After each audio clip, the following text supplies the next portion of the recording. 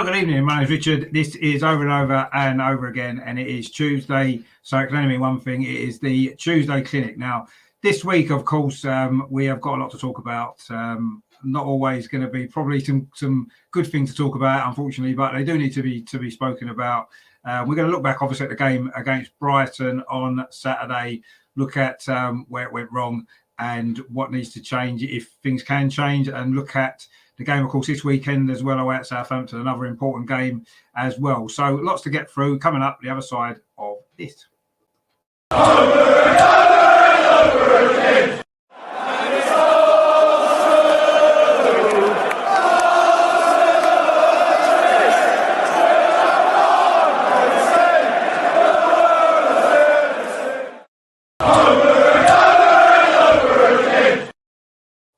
The intro is a little bit unfortunate now, isn't it? Celebrating. There's not a lot to celebrate this week, unfortunately, after the last couple of games in particular. But it is good to have a fantastic panel joining me tonight. Of course, he's back actually now following his superstar appearance on the stage. It is, of course, Melvin. How you doing? You okay?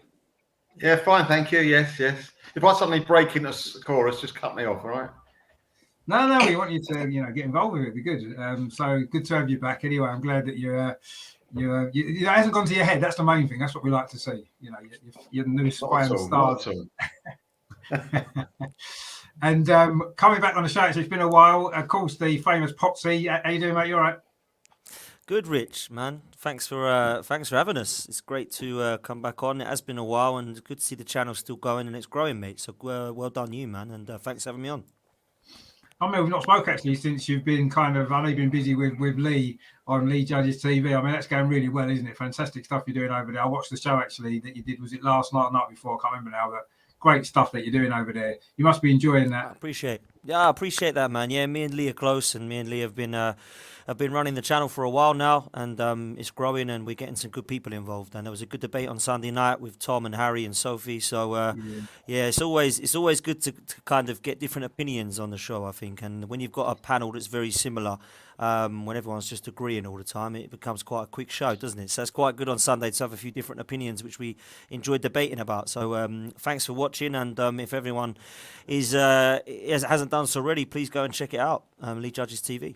Cheers for that, Rich. It's good stuff. Good stuff. That was a really good show, actually. And down the bottom there, we've got a couple of people. First time on the Tuesday clip. First one, it's Steve. How you doing, mate? You all right? I'm good, mate. I'm good. Thank you very much for having me on. I'm the North Bank Spaniard, mate, here to bring some love and Latin passion to everything we do, Arsenal-wise.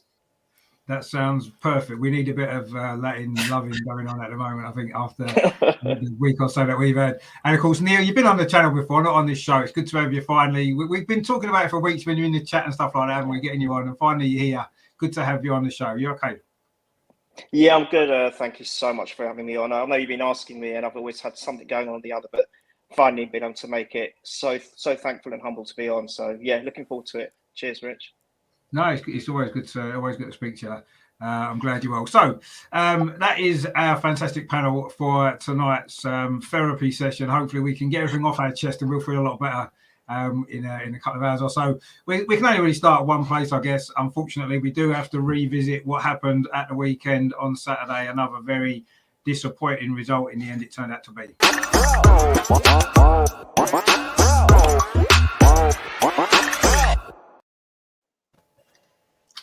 So, following the Crystal Palace game, we were all hoping and hopeful that we were going to bounce back.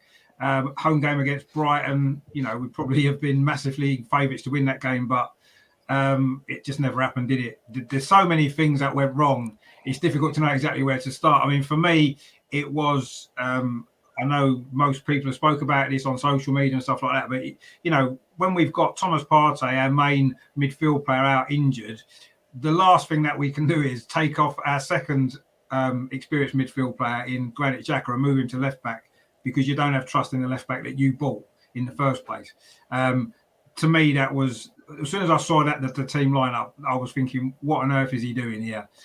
That was just a ridiculous decision for me. And in the end, I think it cost us. Yes, we didn't play very well. I don't think anybody played well, but a lot of that was to do with the fact that we were overrunning midfield. They put 5 across midfield. Graham Potter knew what to do. And their plan worked perfectly, and we had no answers until the last 2 or 3 minutes when finally we looked like a team that wanted to get something out of the game. I mean, Melvin, that was just, I'm almost lost for words at how baffling Arteta's team selection tactics were in that game that we had to win. It was just ridiculous. I mean, what did you make of all of that? I was surprised, not only about the selection, but also the way the team came out, like the old days when we came out on the back foot. We're the type of team that we've got to get going from the first minute. And we were on the back foot, and it was like from left to right again. I thought we'd finished with all that type of football. The last couple of months, we've really played a couple of games where it's just been on the front foot. The ball's been, I reckon our back four must have touched the ball more than any other, all the other team, the rest of the team put together. And we're easy to defend against. We're going to do that. Shift to the left, shift to the right. I mean, is it difficult? Not at all. We played it into any team's hands, not just Brighton's team's hands. Why we went back to that, I don't know. Was it that we were nervous, or was it the manager says don't give away an early goal? Well, I'd rather we do give away an early goal and then go at the team for the other 85 minutes rather than play like we did, because all it's going to do, the other team's going to grow in confidence, and which they did. I've seen it so many times before at the Emirates, where we play a team that we should really smash, where we should be up for it, we're not, and all of a sudden you can tell, you can just sense it's going to happen. The team growing in confidence, they fancy it. Well, listen, they didn't have to defend against us really until the last 5 minutes. So when they did break, they did it with confidence, and that's not only the selection, but I don't know, is it the manager that tells them to go out like that, or they just got no confidence? Whatever way it is, it's not right. It cannot be right to have a football team to go out and not at home, and it's a big. All games are big, but at home against a team who should have had no confidence anyway. They haven't got they didn't have the greatest record before they had a shocking record actually before they played us on Saturday. And Melvin, they'd never won a Premier League game in April in their history ever, right? They hadn't scored a goal in their previous 4 games. They scored 1 goal in 8 games. Hadn't won a game for months, right? And we start a game like that and let them get the upper hand. Honestly, that was just I can't even express how angry I was watching it. It was just ridiculous. I mean, shocking. It really was shocking from start to finish. Really, let's be honest. It was. I mean, as I say, and you say when you've got a weak midfield, why make it weaker? I mean, exactly. Let's face it. I think the midfield is quite important in any team for attacking and defending, and yet we just obliterated our midfield. I felt sorry for Lokonga because he's a young kid. He had to do it by himself, really, because the 2 number 8s, I suppose you would call them, playing together didn't work, and he was basically had to do it himself. And yes, he did make mistakes, but he was under a lot of pressure. He had no help. He had to actually give the ball forward, and he had to take a chance. Normally, you'll have people around you. You can never give an easy ball to. He didn't have that opportunity. Didn't have the luxury because it just was disjointed the midfield. So I felt sorry for him. And basically, it was 2 reasons. Number one, the attitude of the players, whether it's as I say, the manager or the players, or the way he picked the team. And let's face it, if you're going to have Jacker at left back, he ain't a left back, all right. I know he kicks with his left foot, but that's the nearest he gets to being a left back, in my opinion. It's not as if you're going to have Jacker at left back. You know what? No team is going to score against us now. We've got Jacker at left back, so we can afford not to have a good midfield. It's not that at all. He's a makeshift left back. At best, at very best, he's only makeshift. So to take him out of the midfield, where he's been doing okay, I mean, I'm not a fan, as you know, okay, was ridiculous. And it's like changing everything round for one position. It's just, as you say, it's mind-blowing. We're getting to Arteta later, but it's mind-blowing. Yeah, I mean, it was. I mean, to weaken the midfield even more than it's already weakened by an injury. To me, I mean, Potsy, I sort of know your feelings overall on Arteta. We spoke about it before. You know, I've seen you on other channels as well. But I mean, almost for me, the way the team selection was almost a sackable offence on its own, because to completely obliterate the midfielders, as Melvin said, against a team that, you know, they're not scoring goals, yes, but you know they're going to be organised because Graham Potter is a good coach. And they came with a plan, didn't they? And they saw what our weaknesses were, and they just went for it. And Arteta sat on the sideline there, and he didn't seem to have a clue how to change it, did he? I mean, it's worrying, isn't it? Just this, not just this game on its own. If it was just a one-off thing, you could say fair enough, but it hasn't been, has it? For 2.5 years, these things have regularly happened, haven't they? and nothing seems to be changing overall, does it? Or do you think it is? Do you think it has been? Do you think this is just a blip, or do you think this is more? This is what we've got to look forward to. There's no blip here, mate. We keep having blips, don't we? We keep having bumps in the road. Christ, I mean, bumps in the road. It's like my estate round where I live. I tell you, the council needs sacking. I think this bloke needs sacking as well. The amount of bumps in the road he's been having. It's embarrassing, Rich. And I said that I didn't trust the process because I didn't like the people involved. I thought that when you hire clowns, expect a circus. And we saw another circus clown at the weekend in Mikel Arteta, I'm afraid. And I don't like circus clowns anyway, but I certainly don't like them at Arsenal Football Club. And I do look at that team selection and wonder two things. One, it's baffling, as what Melvin and yourself have mentioned already. But the other two things I've got to look at is you bought Nuno Tavares. That was your signing. You're supposed to be the best young coach in the world, according to most people. You're supposed to be great at coaching young players. He's given up on him. There's a young player that you bought. He's 21 years old. How dare you come out in an interview and say that Nuno Tavares has got to learn from his mistakes when our manager can't learn from his own? We played Granit Xhaka against Villarreal last season and we got dumped out by some manager called Unai Emery who was toilet for us. And now he's playing him back there again. What is going on with him? Not only that, Lokonga's asked to play next to Charlie Patino back in January. Yeah, as a 21-year-old himself. And then he hasn't kicked a ball since. And now he's been asked to hold the midfield on his own. To let Smith Rowe and Ødegaard get in each other's way because both of them can't play attacking eights. I mean, that's clear to see. So what he's done is he's taken Smith Rowe from the left and put him in the middle. He's put Granit Xhaka, we've already got Partey out, put him at left back. And now all of a sudden the whole of our system is flawed. The system that he's finally started to get working, and we finally started to see a style of play, which has only taken 2.5 years, by the way. We're finally starting to see a style of play, and now he's completely ripped it up and started again. You cannot, for as bad as Granit Xhaka is, take him out of your midfield when Partey's out as well. He's your only experienced head. We've already seen it doesn't work against Villarreal. So now he's asking Lokonga to sit and hold an anchor of midfield against Bissouma and the best player on the pitch at the day, Mwepu, and then go, do you know what, mate? Don't worry, because you're going to be surrounded by experience. No, you're not, mate. You're not surrounded by players, let alone players with experience. When Sol Campbell played for Arsenal, and I know we're going back a few years and we haven't got anyone in the calibre of him. When Ashley Cole got injured, who came in? Gail Clichy, 18-year-old at Highbury. And Sol Campbell said to him, don't worry, Gail, I got you. What happens when Nuno Tavares comes in? Gabriel can't say that because he's a kid. Ben White can't say that because he's also a kid. Tomiyasu can't say that when he's back because he's also a kid. You cannot win anything major honours-wise with a bunch of kids. We've got Thomas Partey and Lacazette as our only experienced heads. Granit Xhaka is another one who him along with Lacazette is probably going to leave in the summer from what we're hearing. Definitely Lacazette will. And we've got Thomas Partey. When them two go, who is our experienced heads on the pitch? We've got no one. So unless we go and buy 4 or 5 experienced players that are ready-made in the summer, we got another few years of this. People say trust the process. I hope they're enjoying it because they've got another 3 years of this yet. Nothing's changing. We've only had 2 years. Enjoy it, guys. Don't moan. You wanted this. You backed this manager. You backed the Cronkies. You love the Cronkies. You've loved the Cronkies last 15 years. You must love him because you love this guy now. He employed this clown. If you think this guy is going to take us to a Premier League title, I'm sorry, but you're buzzing. I admire your positivity. I admire the fact you think things have changed. I admire the fact you're looking at Chelsea thinking we can get third. But please give your head a wobble because it is not going to happen. We have to win all of our games and rely now on Tottenham to lose a couple. We are not going to win all of our games. When you can't beat Palace away and Brighton at home, how are you supposed to come up against Chelsea, West Ham, United and Spurs and take 12 points? It is not going to happen. No chance. So when I look at those mistakes, Rich, I put them down to one man. Did Stan Kroenke pick that team? Did Edu pick that team? Is it the players' fault for Granit Xhaka being at a left-back position now? Is it the players' fault that Lokonga's had to come in because we didn't buy anybody in January? Is it Lacazette and Eddie's fault that they can't score goals because they haven't been able to do it all season? And in January, we refused to replace Aubameyang. It's not even the fact we sold him. I don't care that we sold him. I care that we did not replace him.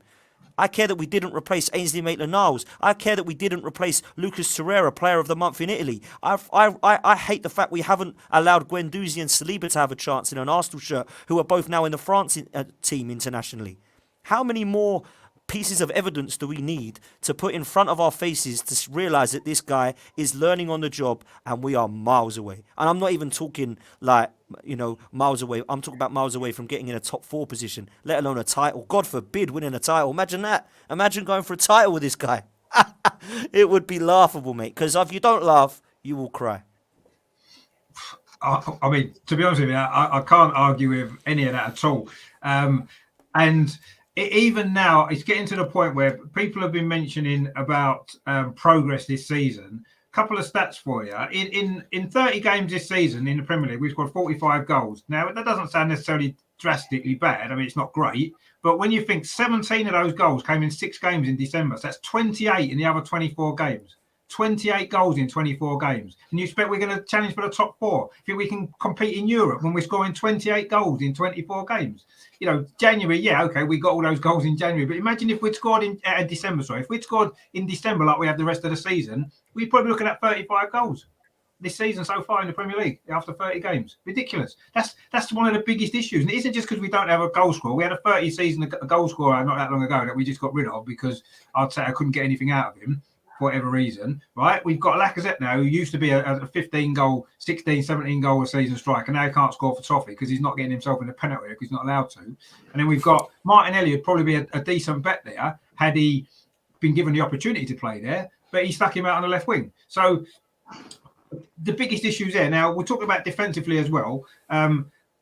Everyone's saying how much we've improved. Last season, away from home, in a full season, we conceded 18 goals in the Premier League. We've conceded 23 already in 14 away games. We've still got another 5 away games to play, some of the toughest ones as well of the season still to come. And we've conceded 23 already. So that's already 5 more than we did in the whole of last season away from home. So we haven't improved defensively, despite spending all that money. We've got more clean sheets, Rich. That's all people tell you. You've got more clean sheets, so we're better defensively. Who gives a damn? Can I just read something out quick as well, Rich, before you move to the guys? Sorry, because I missed something I wanted to talk about, right? I'm just going to read you out a stat that I was sent yesterday. I was shocked by this, right? Couldn't believe it. So the bottom 4 teams of the club at the moment are Norwich, Watford, Burnley and Everton, right? Mm-hmm.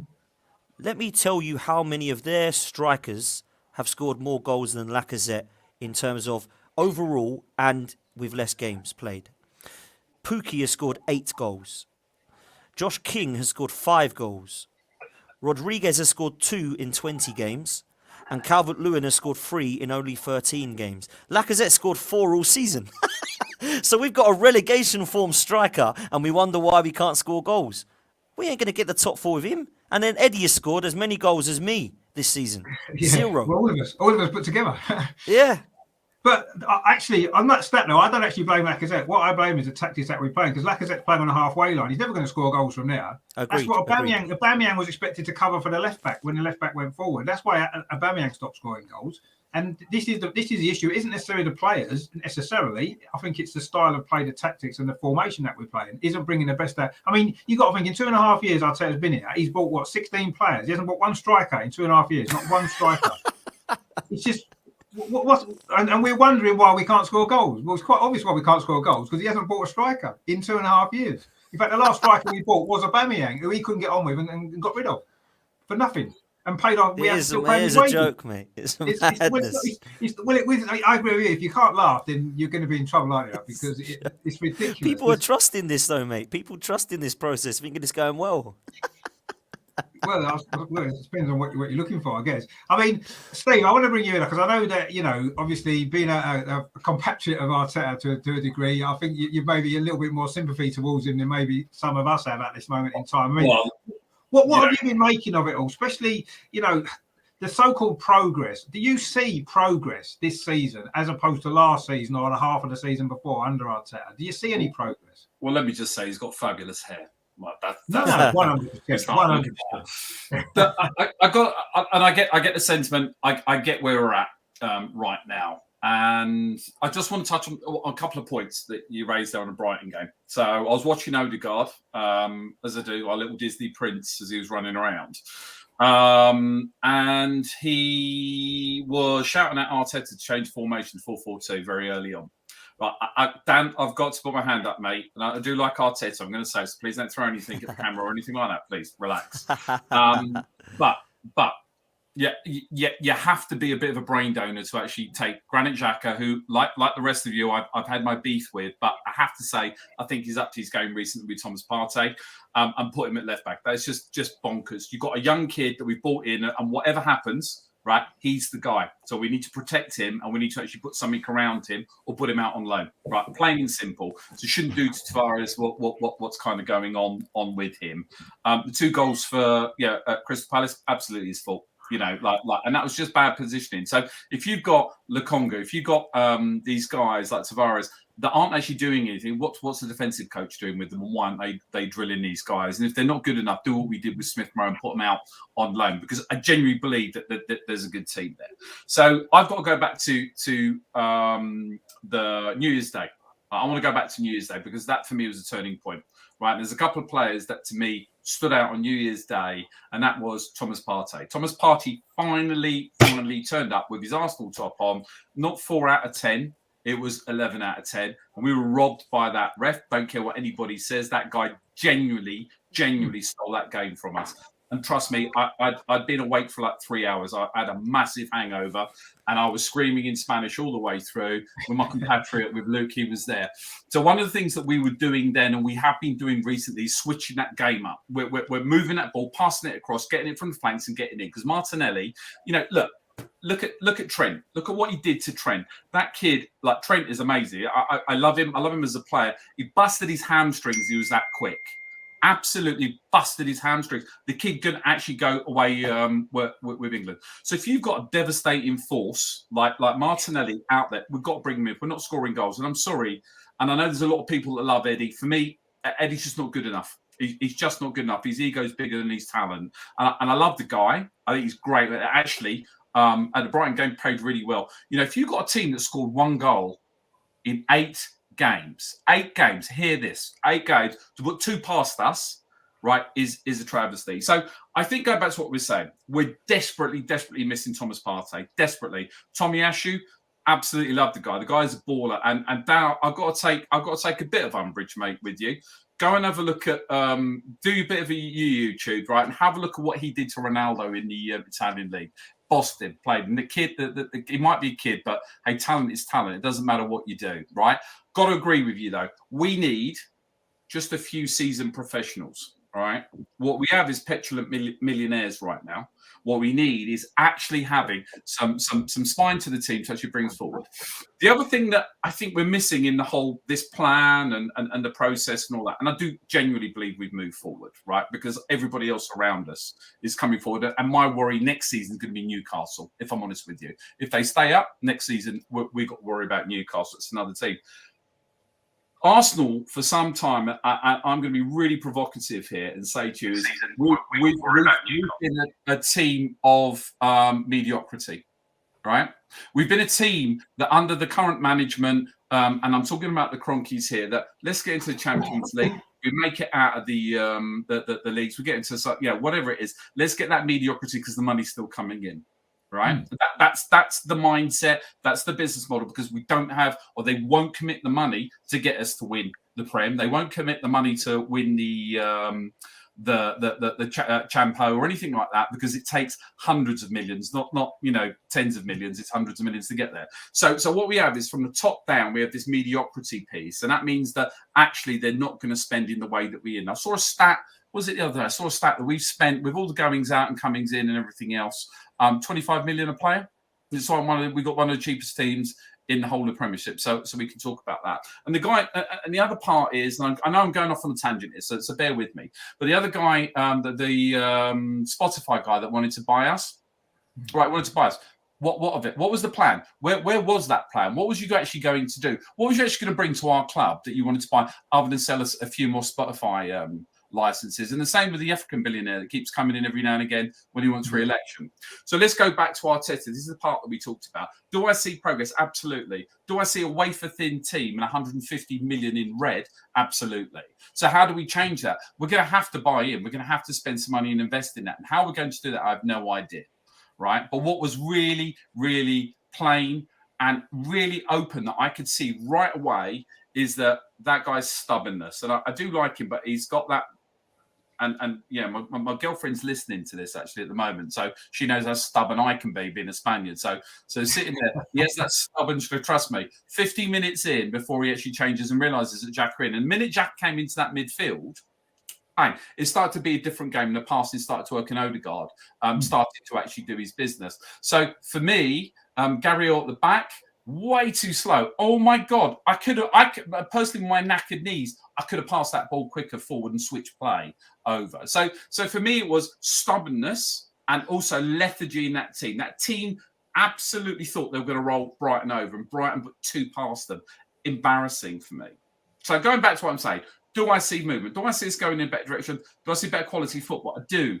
When we've got our team, I've got to say I do see better quality. Do the statistics show that? You've just proved me wrong, Richard. So there it goes.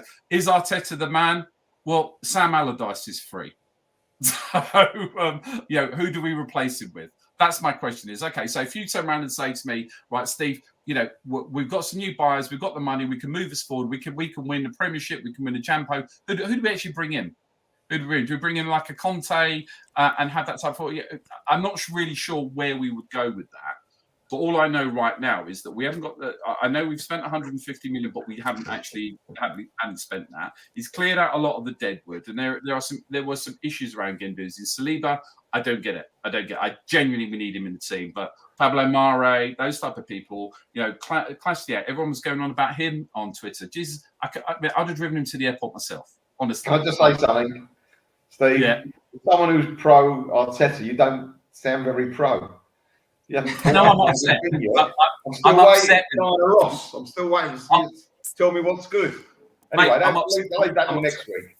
I believe we move forward, right? I go back to that. And where, Steve, no, where we move forward from, right? The season before Arteta came in, we finished 5th and reached the European final. This season, we might finish 5th again. So we haven't moved forward. We've stayed where we are because Arteta took us down to 15th.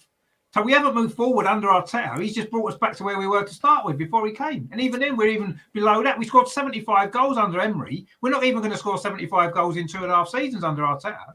How have we moved forward? In what way? What have we moved forward? Please tell me, because I do not know. I can't see anything that we've improved in. It's the quality of the play, the way we play as a team, the uniform, and I've never seen the crowd so tight with them. We hated Emery.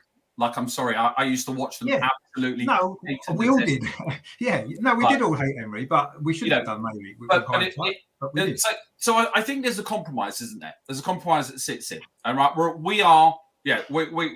other side. We love the badge. It's really weird with the camera because it flips it around. So we love the badge, and we will always want the best for our team. That's what we always want. Yeah, but I genuinely believe the quality of the football when we have our full team together, right, is a world apart from when? I'm telling you, from the first. We're against that Man City game, that to me was a watershed moment. So we've improved. We've improved in 4 months after he's been here for 2 years. It took him 2 years to improve us over a short period of time, and even in that period of time, we've lost 4 games in the Premier League since New Year's Day. But the fact of the matter is, the holiday camp that we were beforehand with the likes of the players that we had, with the Ozils and everything else. And again, I've never been an Ozil lover, so I'll put my hand up on that. Those people need to get out. The parasites on our team need to be got out. So 1 or 2 of the decisions we made, and we talk about Aubameyang, and I love Aubameyang. Right? I love the guy for what he's done for our team and the goals that he has scored, right? But when you've got someone like that missing a goal, open goals, stuff like that, who has a track record, by the way, of falling out with his teams, right? And he moves on and he's doing well in Barcelona, fabulous, right? But I've got to go back to Dan's point. We should have bought a striker. We went all out for the Serbian guy. Absolutely. There was no way he was ever going to come to us. And Morata is the other one that keeps popping up. What we should have done is had a plan B. And I put that squarely on Edu's shoulders because I don't think Edu's got the capabilities to actually be able to manage his way out of a supermarket, let alone actually manage, actually get that. I agree. Yeah. Because Martinelli wasn't one of his. So that is one of the fundamental points. But it also goes back up to the Cronkies and their business, what they're doing with our club. Their business is mediocrity, right? Make some money. Get some loans in, get us in debt, right? Get to that Champions League, get out of the group stages, make a few quid, then move on and take my management fees that's sitting there. And I won't hear it otherwise because it is mediocrity. So going back to Arteta, right, genuinely, I believe the style of play that we've got is better. The team is better, that we've actually cleared all of the deadwood out. May you agree with me or disagree with me? That's what I believe, Fila. I've never felt the Emirates so Like when we beat Tottenham, what a game! I have never felt the Emirates shake in that way. I've never seen the fans so connected with the team, and to me that means the world. It doesn't mean anything in the table though. I agree with you, and I cannot honestly put my hand on my heart and turn around and say, from Arteta's perspective, he did a good job against Brighton. He didn't. It was terrible. Bad day at the office. I can see that, and I'm a village idiot sitting up in the gods. No, I mean, I can see. I agree that the club's model is mediocrity, 100% from the top downwards. It is, and I think that's why they employed Arteta, for that very reason, because he suits their model. He suits that mediocrity because he's a mediocre coach, and he's he's probably a very good coach. He's a mediocre manager, and you can clearly see that he's. By the last 2.5 years, we've clearly seen that, and you could say the style of play is an improvement, but ultimately it's a results business, and the results haven't improved. Right. And we're not really much further on in terms of in relation to the other teams that we're supposed to be wanting to compete with. We're still miles behind Man City, still miles behind Liverpool, we're still miles behind Chelsea. We're still behind Tottenham, which is the one team that we're desperate to get back ahead of again. Please, and never say that. Please, come on, man. Well, we are at the moment again, aren't we? And we'll have to see what happens. We still got a chance of getting above them, but I don't know. I mean, Neil, I know again you're kind of. I know you always like to be positive and see the positives and everything, which is great, and and that's great. But it's very difficult at the moment, isn't it, to see too many positives from not just the last two games. I don't want people to keep thinking, everyone's negative after the last two games. For me, and I know for Pops is the same, it's not just the last two games, it's the last 2.5 years. And it just so happens that these last two games are the most recent two. And if we beat Southampton 6-0 as Chelsea did, I'm going to feel exactly the same on Sunday as I do now, because it isn't going to change anything long term. Going 5 games in a row that we won before we lost to Liverpool didn't change anything as far as I was concerned. Obviously, we're not going to be shouting and screaming and moaning about how terrible we are when we're winning games, because that's what we all want. But ultimately, it doesn't change the long-term picture for me. And unless we can start to see this on the pitch in terms of results and in terms of where we are in the league and stuff like that, unfortunately, I'm not going to feel any differently, I don't think. I mean, Neil, what did you make of all of this over the weekend? And obviously on top of the Crystal Palace game as well, I mean, it's been a very, very bad week, hasn't it, for Arsenal and for Mikel Arteta in particular? Yeah. Firstly, can you hear me? I wasn't sure if you can. Just make sure you can hear me, guys. Yeah. You can? Yeah. Great. Okay. It's been very frustrating. It's been very disappointing. We were in a great position. Now, I totally take all your points on board about Arteta and everything else, and I'm not going to sit here and defend him because that's not my feeling at the moment because of what's just happened. And I do understand what you mean. Don't just look at the last two games. But at the moment, my gut feeling is one of absolute disappointment, bewilderment. We had a chance, in a way, in essence, to really make progress to try and secure that fourth spot. And, everyone was talking about those 3 games in hand that Tottenham lost and they capitulated. And then I'm thinking, we've got to take advantage of those 3 games because you've got far tougher games ahead of us if we're to make progress up this table. Now, Crystal Palace, don't get me wrong, I was absolutely heartbroken. I was watching that and I thought, my God, there used to be a time when we used to smash Palace to pieces and it wasn't even a thought, which was almost like a given that we're just going to go in there and just sell us parks, But to be fair, I kind of accepted it only because I thought that the atmosphere was very, very, it was amazing from what I could see on the TV. And to be fair to Palace, all right, I know we didn't play great, but they were amazing. They played unbelievably well. And I thought, all right, I'll take that one on the chin. But Brighton, so I went to the game on Saturday and I was full of expectation, even though we had just come from this horrible loss. And I thought, surely the players and the manager are going to be up for this because they know they have to turn things around. They need to mitigate that loss against Palace. And we're playing a team, as you guys have mentioned, have done nothing over the past few games. There doesn't seem to be a threat from them. And honestly, standing there watching, I've had to stand up most of the time because I was just in shock of what I was seeing. It looked like it was on pause because Brighton seemed to be as inept as us at the beginning. And no one wanted to do anything. And I thought, Arsenal, what is wrong with you? All right, you've got players in wrong positions. You've got bad tactics from the manager. but surely drive forward, do something, because Brighton aren't doing anything at the moment. And that's what annoyed us the most. And I met someone in the supermarket on the Sunday, and he said, oh, the atmosphere seemed really tame at the Emirates. And I said, no, I don't think that's right. I said, at the end of the day, where we were standing, there was a lot of shouting and screaming going on. A lot of it, trying to pump the team up.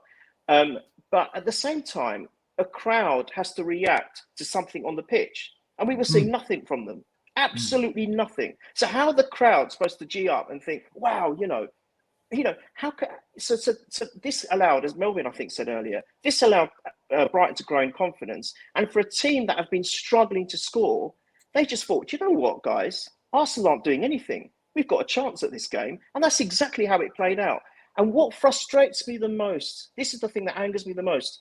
Why is it, if he's got tactics wrong, he's got players wrong, he's got everything wrong, and the players are also being absolutely, full of nothing all game. How can they pick themselves up with 7 or 8 minutes to go? A game is 90 minutes. All right, fine. If the first half wasn't good, fine. At least come out the second half and change things, change your attitude, have that desire, that intent. There was none of that on show, apart from in the 88th minute. I mean, my God. I mean, what is that about? And that's what really annoyed me. Palace, as I said, I can take it. Brighton, no. I was so angry. I cannot tell you. And people around us, we were just looking at each other thinking, what is this? What have we come to see? We had a chance to progress up the table. This has destroyed confidence. Tavares, what he's done to him is out of order, because a kid substituted against Nottingham Forest. Now, everyone's saying, yeah, he was bad at Forest. But you know what? Forest weren't a bad side. They gave every team they played in that competition a good run for their money. I mean, right? Nick, you mentioned that, Neil. Just on that for a minute. Against Nottingham Forest, right? Nuno Tavares was taken apart by that. Was it? What was his name? That Jed right back. Jed right back, right? He was ripped to pieces by him, right? So he took Nuno Tavares off, bought Kieran Tierney, and what happened? Kieran Tierney got ripped to pieces by the same player. Yeah, there you go. It didn't make any difference. That wasn't Nuno Tavares' fault, or was it Kieran Tierney's fault when he came on and was just as bad and just as inept against him? Go in and buy him, my son. It's the only way to stop him playing against us next season when they get promoted. You've brought this player in to be Tierney's, cover. So why are you putting Xhaka there? What sense? It's nonsensical. It doesn't make any sense. But whilst, all right, fine, put Xhaka there. Fine, okay, great. But then you're exposing another youngster who's hardly played recently and leaving him bereft. He's absolutely on his own with nothing to help support, nothing to support him. And at the end of the day, a team can only function if they've got that link. They've got that midfield link between the defenders and the strikers. And we have nothing. And, at the end of the day, you're playing team. It doesn't matter how bad Brighton have been. You've got the likes of Bissouma in that midfield. You've got good players. And then you've got poor, Sambi, it's just lost. So what do you expect? And then, as you guys have alluded to, no strikers. We've got Eddie and Nketiah coming on, for goodness sake. All right, he hit the crossbar. He had a header and a chance. But apart from that, what did we create? Even our goal was a deflection. I mean, I don't know what to go from this. It's unreal. But I think that's right. I think there was even a shout of even playing Saka a left back, leaving Xhaka where he was. Pepe could have been on the right. It could have been a better outcome. I don't know, but what he did was, I think, was unforgivable, personally. So I don't know where we're going to go.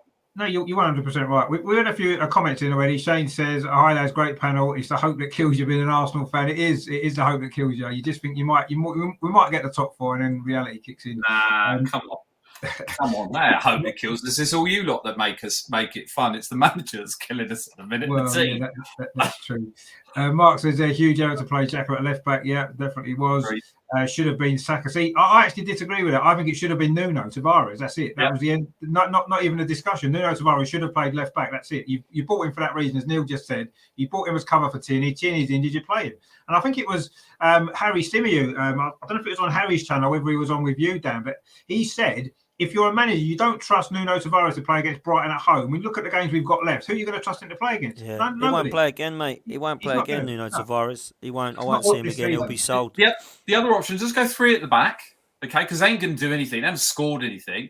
And just bring out Mohamed El Neni next to Xhaka and just let everybody run on, and hold the midfield that way. I don't get it. Or protect the kid. Bring in Holding next to him and protect the kid. so that we go for, we have 5 at the back, and let everybody run on. They didn't do anything to us. It wasn't until Pepe come on, right? 10 or 15 minutes to go. There was a change. There was a change in attitude. There was a change. So why not? I mean, Saka on the left is so much better than Saka on the right. Yeah, and by the way, that 2-footed tackle. Oh my God! Like seriously, on Saka. What? How did that? How could we not? How could nothing with that? I'm lost for words. I'm getting all Spanish and emotional. So, but honestly, that 2-footed tackle on Saka, I could hear it. I could hear Saka scream from where I was sitting in the stadium, and how the ref just let that go. I have no idea. On that. I mean, Saka gets that every week, though, doesn't he? He gets treated like that against everybody because he's the danger, isn't he? James in the chat, he says, "Neil, give us a wave. Neil, give us a wave." To James, how you doing, James? Thanks for tuning in, mate. And Shane says, Graham Potter, I would take him. Well, he's a coach who seems to know what he's doing. Mark says we need a striker who has real presence. Pretty much every team we play, our Lacazette poses no threat, so our opponents are comfortable. They know and they can dominate him. No, exactly. That's 100% right. But I believe that's the system that Arteta wants to play anyway. So I don't think it's going to matter who we buy. I think we're going to buy a striker that's going to do the donkey work that Lacazette's doing, and hopefully he can score a few more goals. But who knows? It depends what the outcome is there. And James says there, team's reflection of the manager, he confused and messed up the whole balance. And you got players who look confused and the team had no balance. Exactly, yeah, that's exactly what did happen. And James says there, first goal, Xhaka overcommits, Lokonga drags himself over to cover, leaves the centre, they get the goal from the penalty spot. Yeah, exactly, yeah. I mean, for that guy, Trossard, to have had that much space inside the penalty area just to pick his spot, it was just laughable defending, really. I mean, it's ridiculous. That's what happens when you play Granit Xhaka on the left back, mate. That's what happens. Yeah, no, exactly, yeah. You're right. I mean, I quite like Granit Xhaka, I've got to be honest. I like his attitude and everything like that. And I think in midfield is where he needs to be. You don't put him to left back and just wipe out, the whole of the team just by making that, because you don't trust the player that he bought. Let's be honest, he bought him, didn't he? This is a mad decision, isn't it? If it was a player that was already at the club and you could, like Kolasinac or somebody like that, you could understand him maybe having doubts. But he bought him. Why did he buy him? I mean, the 3 at the back system that he just mentioned, actually, funnily enough, that actually would be a better system for Nuno Tavares anyway, because he's better going forward as a wing back. Yeah, he's a wing back or a winger, he ain't a left back. And also, Rich, look at it and think, why is it that we are doing what we've done with Tavares and we're not doing it with other players? Why does Tavares deserve to get treated like this and none of some of the other trash we've got in this team don't? Lacazette, 4 goals in 25 games, 19 hours without a goal. Let's give him the captain's armband and keep playing him. Great man management, that is. No, but Nuno Tavares but Potsy, the thing is, Lacazette's doing what Arteta wants him to do. That's exactly what Arteta wants Lacazette to be doing. He wants him to be dropping to the halfway line. Yeah, that's what he wants him to do. So, of course, he's going to pick him and give him responsibilities like that because he's doing what he wants him to do. Yeah, he's shocking. I want him standing in the box with a pain in the backside is what I want him to be. Fighting and kicking the living daylights out of everyone. So, how many times do we see, Martinelli standing there waving for the ball to be passed to him? How many times, through the game, standing there on his own, waving? With his speed merchant sitting there, waving while we just kept lobbing the ball over to Saka. No disrespect to Saka. And then Smith-Rowe looks knackered. He looks absolutely shattered. He does. There's something not quite right at the minute. I've been advocating Martinelli in the middle for ages. Ever since I saw him in that friendly. Ever since I saw him in that friendly when we had the summer friendlies, the warm-up games, and he came on and he just went through the middle, and I thought, wow, who is this player? I just couldn't believe it. And I know a lot of people say he's not ready, and and where's Laka going to go? Well, Laka's not doing it at the moment. End of the day, and I know everyone's saying, well, if he was going to play in the middle, he'd do it now because it's not going to happen at all. Well, why not? The guy's got, for me, all the credentials that a striker needs. He really has. Yeah, but Neil, he could. I agree with you, 100% agree with you. But the problem is, if Martinelli was going to play as a centre forward in this team under this manager, he's going to have to do all the donkey work back there, and he's not going to be effective in the penalty area, which is where he would be effective with the right structure around him. That's what you. Yeah, I agree.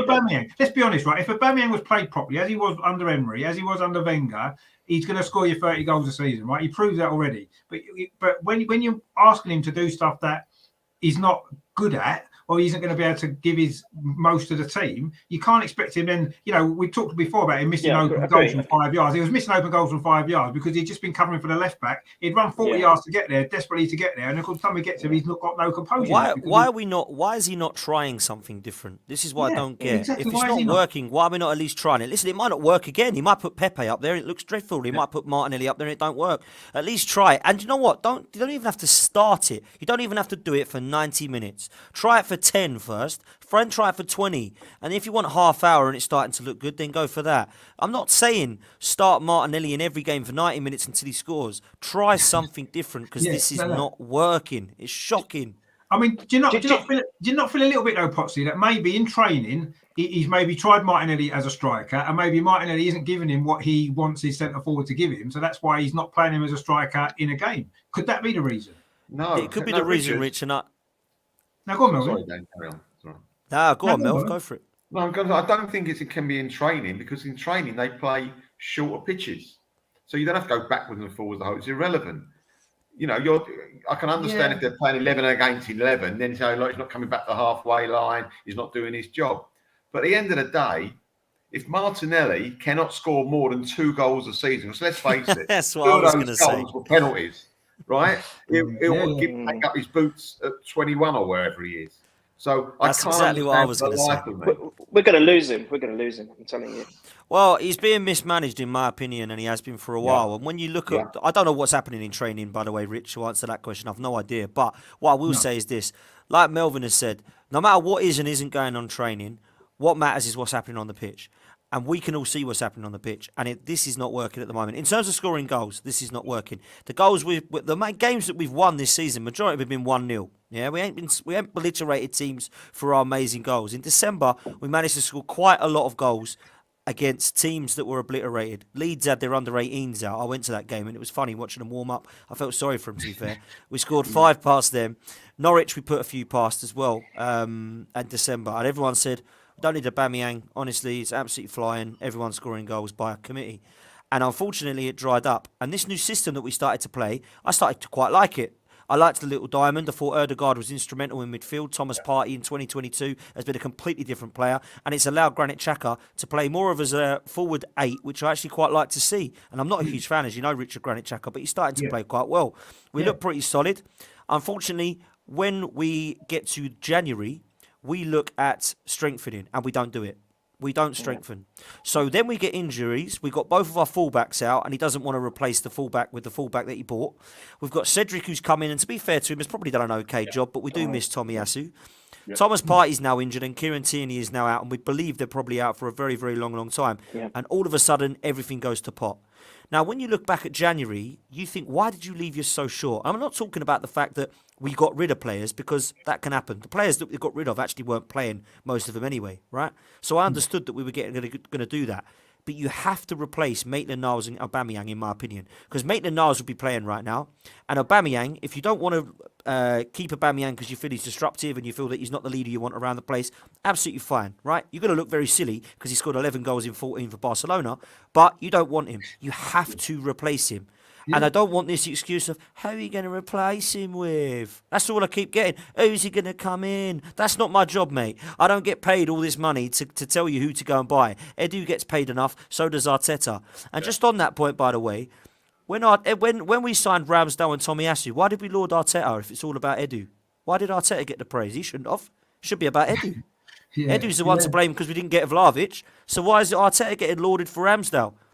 Sorry, you can't have it both ways. Arteta and Edu are both to blame for January's lack of transfer windows, because that is what the system we're being told is. Edu and Arteta recognise the target and they both go and get it over the line together as a team. That's what we've been told. Not one of them. Not Arteta sits at home and says, come on, Edu, what you done for me? Nothing, mate. I'm jet skiing. I don't believe it. The pair of them are definitely to blame, in my opinion, for January. And this is coming back to haunt us now, Rich. The lack of goals, no strength in depth, and we're now seeing the reasons as to why we're not going to get top 4. And just lastly, why do we think Tottenham are probably going to get top 4? Because they've done exactly what we didn't do. They got a world-class manager who's getting Chicken Royale at right back scoring goals. Ben Davis, Matt Doherty, all banging in goals. What the hell's going on here? They're terrible players. Wouldn't want them anywhere near my side. Why?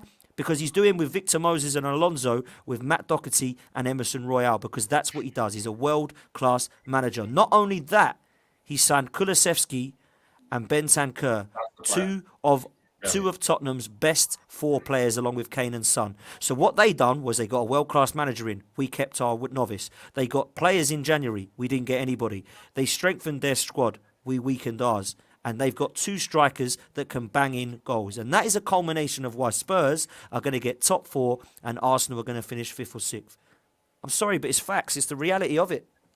No, you're 100% right. And you're saying we've got a weak squad. We've got under 23 players on the bench every single game now to fill the bench out. But actually, we've got 12 players out on loan. And some of them are players that would be first-team squad players. Maitland-Niles, Torreira, Guendouzi, Saliba. You know, whether you rate him or not, in January, we should have recalled some of them players. We sent some of them out in January, Maitland-Niles, for example, you know, when we knew the squad was going to be weak. And they're not going to score us goals, but that doesn't matter. They're players that you can bring on and change a game, at which we don't have those options, do we? Now, go on, Melvin. I'm going to say, I don't think Torreira or Guendouzi want to play for us, though, do they? No, but it doesn't matter. They're contracted to the club. You get them there. You need to. Matter. If they come on Saturday and they don't want to play for us, they're not going to play, are they? No, but I mean, they would play. They're contracted to the club, aren't they? You know, you speak to them. Contracts don't score goals, does it? No, and they don't really score many goals, do they? They've only scored 2 goals or 3 goals. Or whatever they do, midfield. For the club. But you know what I mean? I just feel as though we sent players out on loan. Reece Nelson's another one. He does score goals, a few. You know, was he good enough? Probably not. But we use Eddie Nketiah. Is he any worse than Eddie Nketiah? Do you know what I mean? It just all these players out on loan, and we're struggling to fill our bench. We've got no options on the bench. And one of the issues for me is, and I do want to kind of come on to that a little bit, Arteta trusts 11 players, right? Because he plays them every single week when they're fit. What he doesn't trust is the squad. So when a squad player comes in, we've seen it with Nuno Tavares, we've seen it with 1 or 2 others, Lokonga's another one, they're not match ready because they've not played, because he hasn't even brought them on as a sub. You know, Nicolas Pepe plays for 10 minutes here and there, and he expects Nicolas Pepe to be able to come and turn a game. He turned one game against Wolves, but he can't turn the other games because he's not playing regularly enough, is he?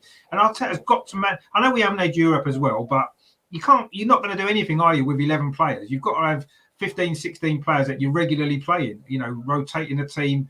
Every manager does it. They all rotate. Look at Pep at Man City. He literally, I know he's got a bigger squad, but he'll rotate his players every single week. You know, everybody rotates their players. Arteta picks the same 11. Look at Liverpool's games. Even if whatever the score is, he rotates his players during the game. Yeah, of course. You've got to do it. You can't play the same 11 every week. But during the game as well, he does it. Yeah. Yeah. Do you think, because I've got to go in a minute, mate. I've just messaged you in the private chat. I've got to go at 9. But do you think, Rich, that, and the panel, I'll ask you this. If we do not get into the Champions League this season out of Europe after spending £250 million so far in the transfer window, failing to strengthen in January, getting knocked out of the Cups, which, let's be honest, didn't get in the way of our season whatsoever because we weren't in them bloody long enough. How is that? How is it that he can get offered a new contract, and how is it that he can't be sacked? Because for me, the only reason that we sacked Unai Emery and Arsene Wenger wasn't because they weren't winning us a title. It's because they weren't allowing us to secure Champions League football. So when we go out of Europe and we still can't get it, how the hell is this bozo supposed to get us back in it next season when we're back in the Europa League? By spending another $250 million, I suppose, people will say. Another $250 million players. I honestly think we are so far behind. And people say we've shown progress this season. Why do you think we have? Because I agree, we've shown progress. Why? Because the guy took us backwards for the first 2 years. Of course we're making progress now after playing 1 game a week and spending $250 million. Christ, if we're becoming 8th or 9th again, we'd be in serious trouble. So I'd like to think we would have been in and around at least the top 4. For me, you had to get in that top 4 place this season. It's staring you in the face. And personally, mate, I honestly believe I can't see how it's great. And I love what Steve says because I agree. I've been to every home and away game this season, bar 2. The connect with the fans is there. The players, we like them now. I get that, and I think they deserve a lot of credit off the pitch. On the pitch, I think is a shambles. But off the pitch, I think they've really improved the personnel.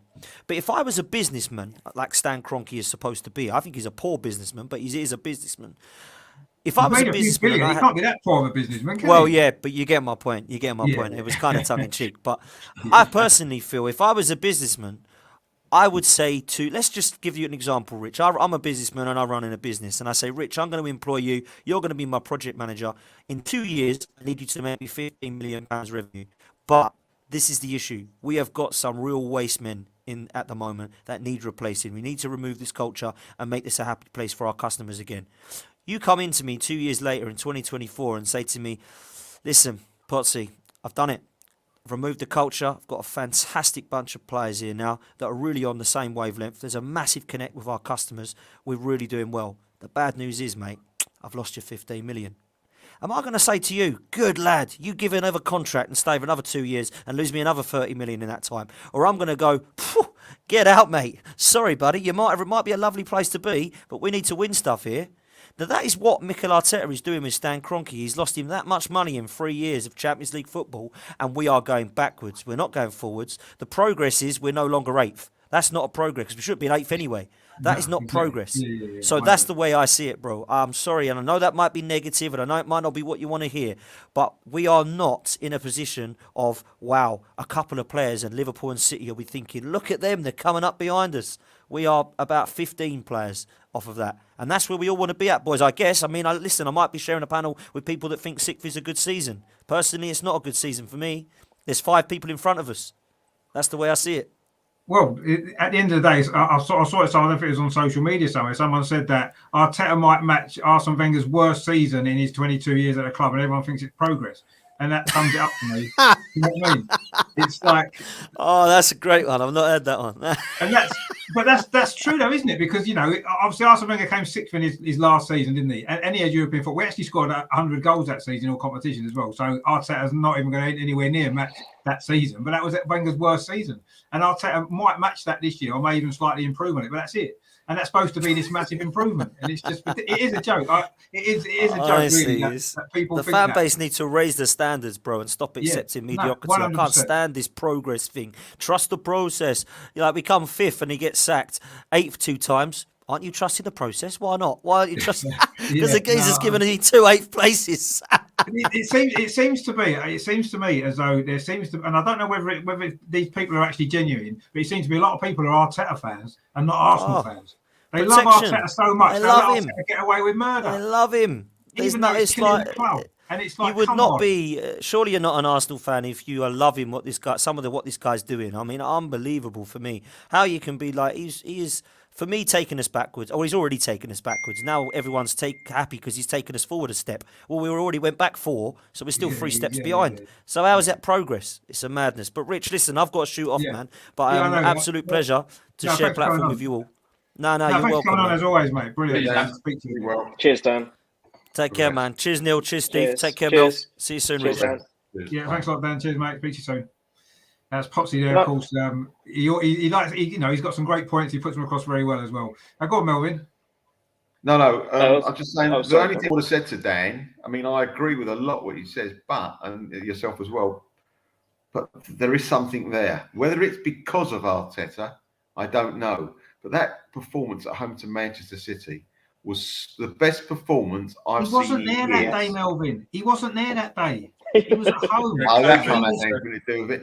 All right. But what I'm saying, he wasn't there waving his arms about. He wasn't there, and that's why you reckon he puts them off? Yes. What about when we thrashed? When we absolutely battered Tottenham? Yeah, Tottenham is different, Steve. I'll tell you why. It's a London derby. It's a different kettle of fish when we play Spurs. Yeah. We might be the worst team this side of the Mississippi, but we can still beat Spurs and vice versa. When we played Man City for the last 5 years, they've kicked everything out of us. We haven't been on the same planet. And for once in 5 years, we were on the same planet and we were actually better than them. Yes. And I thought, hold on a minute, why is this? Now I just found out. I forgot. Arteta wasn't there. Arteta wasn't there. It was Albert with his iPod that run that game. That's why we played so well. Rich, can I feel it a bit more? And I actually believe, even against Liverpool, up to their first goal, we were toe to toe with them as well. Yeah. I really do believe that. We were. I'll tell you what has changed, which is significant for me. It's the unity of the fans. It's different. It's a different ball game. The number of games that I've been to this season, the fans have been united. There has been a lot more noise. The atmosphere is electric. It's just better. Even when we're losing, I remember those few years gone where, oh my nightmare. God, it was just doom and gloom and banners out and people beating each other up and all this rubbish. That all seems to have gone. Everyone seems to be now at least united, and that is one positive. Now, again, I'm not saying it's attributed to Arteta or Edu or whoever it might be. The point is, I'm glad it's there. I don't care where it's come from. I'm just glad it's there, and that is an improvement. So, and I'll just quickly on Dan's point about, I mean, what for me the expectation was, because of the early exits in the cups, because we weren't in Europe, I thought fourth would be something that we should be achieving. We should be achieving fourth, and especially when we had a great chance of it as well. I'm not saying it's gone yet. And I know I'm positive. It's not gone yet, not mathematically anyway, but it's very, very hard now. The fact that we've lost players to injury and we haven't got the depth to recover from that. However, and we've got some tough games as well. Yes. But I would have also accepted sixth if we'd done well in a cup. Now, I think I mentioned this before, Rich, and you said, well, we got to the semi-final of the League Cup. What I meant to say is, no, I think we should have won a cup. And if we got sixth, that for me is a little bit progress. Or not win a cup and get into the top four. But now it looks like we've only got the top four to play for, and how are we going to do it? No idea. But I just wanted to put that in. That's all. No, I actually agree with that. And I think that's a very good point, that this season to have been a success, if you like, or progress would have been, I agree, maybe winning a cup, getting top six, or getting top four without a cup. And if we don't do either of those things, which now the only option for that is to get top four now because we can't win a cup, then I agree for me, the season would be a failure if that's how it finishes in the circumstances of it. And, you know, I heard a point the other day, again, which was, to me, is a very good point. A lot of fans have been saying, well, after 3 games this season, we were bottom of the league. Everyone would have took being fifth now. And, you know, would we or would we not? Maybe so. But ultimately, we were fourth with 3 games in hand a couple of weeks ago. Exactly. So why is it now okay to be fifth with 1 game in hand and 3 points adrift with a worse goal difference? I mean, that's not, you know, I'd rather look at it where we are now as opposed to where we were 8 months ago at the start of the season, 6 months ago, whenever the start of the season was, because there were lots of different issues at that point, wasn't there? You hadn't couple of players that we brought in after that. We had a lot of injuries, a lot of players out of COVID stuff and all that kind of stuff. So there was reasons why we lost the first 3 games. That didn't mean that I never thought we were ever going to get relegated or finish in the bottom half of the table. I always knew we'd finish pretty much where we are, top 6 probably, anyway, even after 3 games. I kind of knew we would because the players that we had, and we were Arsenal, and that's the way it is. So, yeah, I don't know.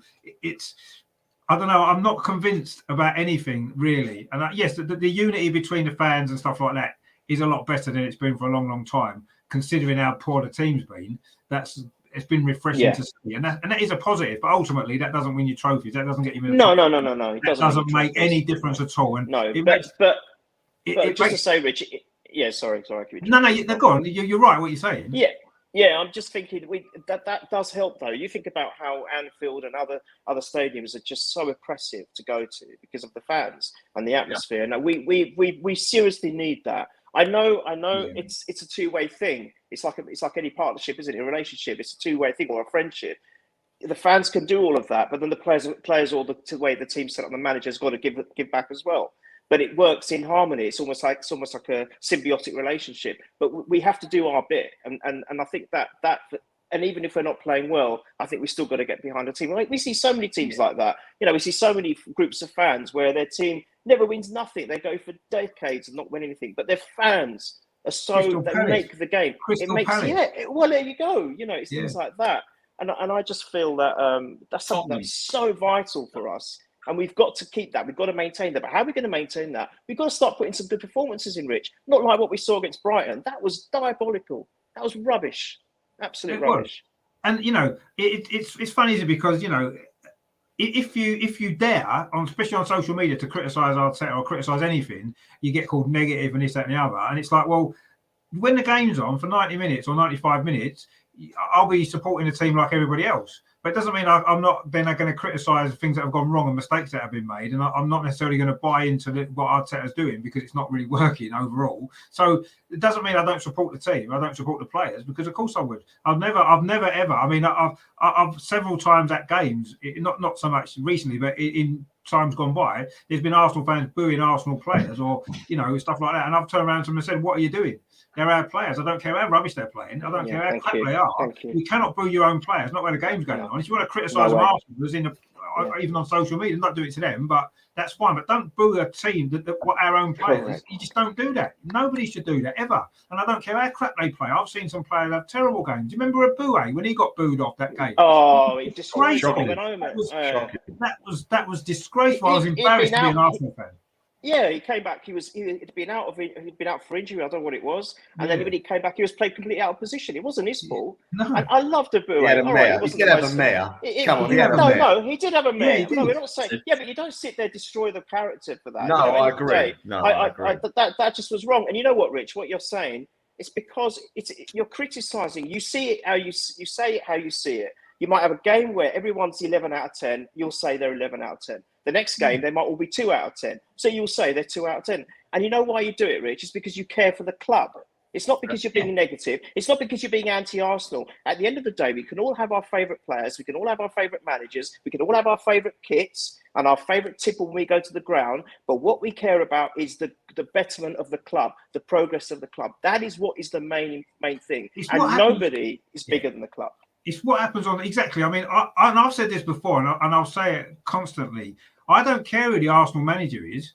If we're winning games and competing and doing well, that's it. I don't care who the manager is. And if we're not competing and we're not doing well, you have to look at the manager and say, well, maybe the manager needs changing. Because as you rightly say, Neil, it's not individuals are irrelevant. The club is bigger than any. Players come and go, managers come and go, directors come and go, even. Well, fans don't really come and go. Fans kind of, you're stuck with it, unfortunately, for good and bad, aren't you? You can't go anywhere because you can't. But everybody else comes and goes, don't they? Nothing stays the same. And why should we get attached so much to individual people that aren't going to be there very long? They're not. 3 or 4 years, 5 years, maybe 10 years as a player if you're lucky, but that don't even happen anymore. So why should we get that attached to them? What matters is the club. And if things aren't going well, I don't care if they sack tomorrow. If I woke up tomorrow morning and I heard that Arsenal would sack Arteta and every single player, I wouldn't give a shit. I wouldn't care as long as they replaced them all and we still had a team to play the next game. But I wouldn't think, oh my God, you know, we've sacked Arteta. You're not going to stop supporting the club, are you? Of course I'm not. No, and I wouldn't even care. I wouldn't even be that upset. Yeah, 1 or 2 players I'll be upset about. Saka, I'd be upset about, and Smith Rowe and Martinelli, I'll be upset about them. But ultimately, it doesn't matter because we've lost Thierry Henry, we lost Dennis Bergkamp, they went, Patrick Vieira went in the peak of his career. God, yeah. We've lost better players than any player that we've got now, and we're still here. We're still supporting the club, and we always will be. So, you know, we've had better managers, we've had worse managers, but ultimately, these people come and go. They're not important, really. They're not ultimate. They're important for a very short period of time while they're there to do the best that they can. But if they're not doing it, I don't care if they go. I'm not bothered. I don't care. What I care about is Arsenal as a club doing as best as we can do, and we're not doing as best as we can do because we should be, and we should be doing better, and we can do better with better people in those roles to do it. That's what I personally feel, and I try not now. Maybe years ago I used to be more attached to players. I used to be more attached to managers, you know. And but then when they left, they left. You'd be a little bit disappointed for a couple of days, and you got over it. You know, another player joins. You think, oh well, he might be better. I'll enjoy watching him for a while, and that's what happens, isn't it? You know, you have to. It is like a hamster wheel, isn't it? It spins around constantly. I'll disagree with you slightly. The one player though, I was heartbroken when they got rid of. Rocky Rocastle and George. I was just going to say that. Yeah, I think we all were. Yeah, no, I think we all were. But again, you see what happened is I remember I was when it happened as well when I heard it. And my brother-in-law's a Spurs supporter, and he broke it to me. Oh, my brother-in-law! I bet he enjoyed that. On holiday with him, the family was on the holiday, and also I was sicker when I heard that Liam Brady left. Yeah, oh my God! But just going back to what Steve said, Steve, earlier on this evening, you said, "What managers can we have? What manager? Who's there?" I'll tell you something. I'm jealous. I'm very jealous, and I know you need a bit of luck in football because sometimes the better you are, the luckier you get. I know, but just look at the job that Vieira's done at Palace in 6 months. 6 months. Yeah, in 6 months, and he had a bigger job to do. And Melvin, what you got to remember is they lost 10 players out of contract before he came. Exactly. So we had to rebuild the whole squad. He had to rebuild the whole squad, and he's done it in 6 months. Arteta took 2.5 years, and we still got like 12 players. That's it. You know what I mean? And he cooked Arteta. Let's flip that. Let's flip that. Let's flip that comment you just made there. Whose was the first face when what's his name? Spotify man turned around and said he was going to buy us. It was Vieira to the death. It was Vieira and Henry. So you never know. Also, Steve, you've got to remember that watching Palace the other night against us, and I've seen Palace play a few times on the telly and all I've watched them a lot this season. If you didn't know who the manager was and someone said, there's 5 managers here, who do you reckon it is? You could possibly pick it was Vieira as the manager. The way they play, the intensity, the style. They look like they're an actual team that they've been playing together for 20 years, they look like. And he's only got them together for a little bit, you know. He's done such a great job there. It may not continue, I don't know. But bloody hell, I'm jealous of Crystal Palace in that respect because they got the right man for them. And to be honest, and you're right what you said, and that's totally the point, right? In 6 months or 7 months he's been there, he's got them playing in his personality. Like you said, you can see it's a Patrick Vieira team because they play like Patrick Vieira played. And we've got Arteta, and maybe we play like Arteta played because he wasn't the most flamboyant player, was he? He was quite a steady player who kind of just did a steady job, didn't he? Got the ball, passed it on, and didn't really, he wasn't and maybe we are playing in his personality, but I don't know. He stamped his authority, Patrick Vieira, and I've said this. I've been saying this for most of this season. Actually, I don't. People are saying, if we're not in the Champions League, there was a comment here actually earlier which I meant to put on. I've kind of got a little bit behind on the comments. I thought, it was Luke actually. He says, you say about Arteta not being good enough for Arsenal for not getting top 4. Who is going to go to a club without Champions League that is world class? Well, I don't care about a world class manager. I want someone who's going to improve what we've got, and I believe Patrick Vieira would do that. Because he's already done it at Crystal Palace, and we've got better players than Crystal Palace. So, he doesn't have to necessarily be a world-class manager now. Arsene Wenger wasn't a world-class manager when we got him, was he? He is an experienced manager. He'd had some sort of success, but he wasn't a world-class manager. He became a world-class manager. I think he was a radical thinker when he turned around and changed the whole the era of football in a way. Yeah, no, it was 100%. George Graham only managed Millwall, didn't he? Was it Millwall George Graham managed? Exactly. He wasn't a world-class manager either, was he? He was quite a novice and quite a rookie, but at least he had experience of managing. Patrick Vieira is still he's only young. He's 45 years old or something, isn't he? He's not an old guy. He's only been managing for like 6 years, 5 or 6 years, but at least he's been managing elsewhere. He's got that experience. And I believe he would be perfect for this so-called project that the club have got. And I do believe the club have got a project and have got a process. I'm just not sure if Arteta is going to be able to. And I agree with what Gary Neville said the other week. He said the top 4 is about the maximum Arteta can take us, as far as he can take us. I believe that's true. I think if he can get us in the top 4 this season or next season, I think this season's our chance if we're going to do it. Then I don't believe he can progress us beyond that. We'll get into the Champions League. We may get through the group stage. We may not. But we're not going to progress any more than that under Arteta. Can we compete in the Champions League and reach the top 4 again next season if we're in it? I don't think we can. Even if we spent 150 million last summer. Like Steve said, Newcastle's in the frame next year. Yeah. That's my worry. That's my biggest worry in the whole thing is what Newcastle are going to do. So is one. The other thing that I really hate about football today, on modern footballers, I won't go. Vojovic, or whatever his name was a great one. He was never going to come to us, but he was never going to come. He's always going to go to Juve. Guy wouldn't even speak to Edu. But it's when somebody turns around and says, well, if you haven't got Champions League, then I'm not going to come and play for you. Well, do you know what? Come play for the badge, play for the team, actually be part of that. If not, go away, because you're a multi-millionaire, right? You're at the peak of whatever it is, but so are hundreds and thousands of others. And I think what Vieira's done at Crystal Palace has actually got that cohesion in a team together, right? And somebody just go around and go, well, look, you're not in Champo, so I'm not really interested in coming to play for you. Well, go away then. We'll do it in our own way. And it goes back to what you say, Richard, is we support the club. We always support the club. Doesn't matter who he is. You're never bigger than the club. As we start to move forward as fans. And I think the cohesion that we have right now is so important. It's so important to game day, to what we do, to all of us together. And why can't you put your views on social media? Not in an abusive way. Not in an abusive way. No one wants to see that. Why can't you put your views over? And why should you be put down? And why should you? The fact that I might support Arteta and you might not. There's no reason why we can't have a dialogue and a conversation. We're all there for the same reasons because we support the club, right? Yeah. The best part of it is I don't hear Tottenham songs anymore. I don't hear us talking about Tottenham. Because that really winds me up the most. Is that when I'm at the stadium now, we just sing about Arsenal. We sing about being fans. We have laughs, and we take the good with the bad. But that is such a massive change. It makes my day, which it takes me ages to get there, but it makes my day so special, and it makes it so fun when I hear 60,000 people going absolutely mental and absolutely upset, and the negativity when we don't score. So that, I think, is the most important part of it. The club will sort itself out, and by the by, I always thought we'd get top 6. I always thought we'd get top 6 this season. I did. I looked at the team and thought, we're not there yet. And even if we did get into Champions League, we still haven't got the depth of squad that we need to actually be able to run that. And West Ham, if you look at West Ham now, they're becoming a bit of a busted flush on the back of it. They've got injuries, suspensions, everything else that's going on. I mean, I got a feeling they're going to win Europa, and I hope they do, because it's a British club and they're in our tournament, and I want to see them do that. But ultimately, they have not. That they've got the same problems as we have. They're one striker injury away. Admittedly, their strikers score, unlike ours. Minus injuries away from not having a striker. What do you mean one injury away from not having a striker? So they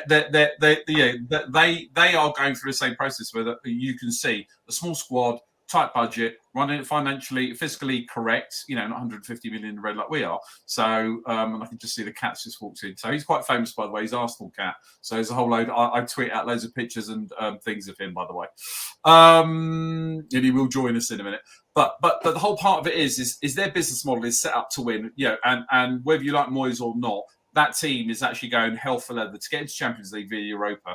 But they're improving every year, aren't they, as well? They've improved every year since Moyes has been there. He's been there the same amount of time as Arteta, hasn't he, since he came back, about the same sort of time. And in that time, he's got them from fighting relegation to getting into the Europa League to now getting deep into the Europa League and challenging for the top 4. And that's all in 2.5 years. And Arteta's still sitting on his hands and not really moving us anywhere, particularly. Yes, we may get back in Europe this season. I agree. The start of the season, we said on this show, I think all of us did, Melvin, top 6 was what we was kind of expecting, wasn't we? I think we all of us were. And, the first 3 games didn't make any difference to that. And the last 2 games haven't made any difference to that. And the 5 games before that, which we won, didn't make any difference to that. We're still with the squad that we've got, with the manager that we've got, top 6 is about where we are. And I think we all accept that. I personally want more than that. I don't think that's enough for Arsenal. I think Arsenal should have more ambition than that. Arsenal should have the ambition to be not only in the top 4 every season, as we were not so long ago, but competing for trophies every year. Not necessarily winning trophies every year, because only 2 or 3 clubs can win trophies, but to compete for trophies every year. And that's what I expect from Arsenal. Maybe I shouldn't. Maybe I'm being greedy. No, you should. That's what I expect from Arsenal, because 1, because of our history, 2, because of what I've experienced as a fan in the last 35 years.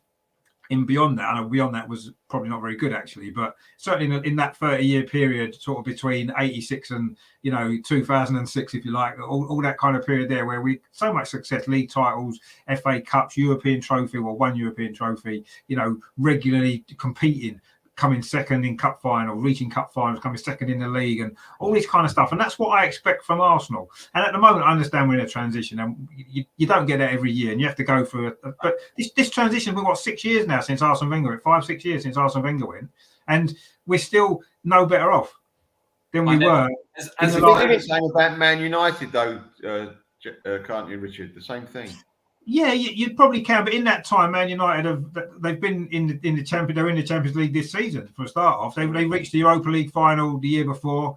I think that they finished runners up in the league 2 or 3 times in that same period. Yes, they haven't won trophies as much as they used to, but at least as their fans, bundles more than us. They spent bundles. Yeah, I know they have as well. Yeah. Of course they have, and they've had 4 or 5 different managers in that time. Yeah. Well, we've had sort of 2, I suppose, but no, I mean you're right. And Man United haven't really, they've never really recovered from Fergie, have they? Let's be honest. In the same way that we haven't recovered from the Wenger thing, and that might take us. Hopefully, it don't take us 10. What's it now? It must be 9 years since Fergie retired from Man United. I hope it doesn't take us that long to get ourselves back on track, or longer, because it already seems like it's been long enough since Wenger went. Really, Rich, it feels like we've been in transition since Theo Walcott came on the scene.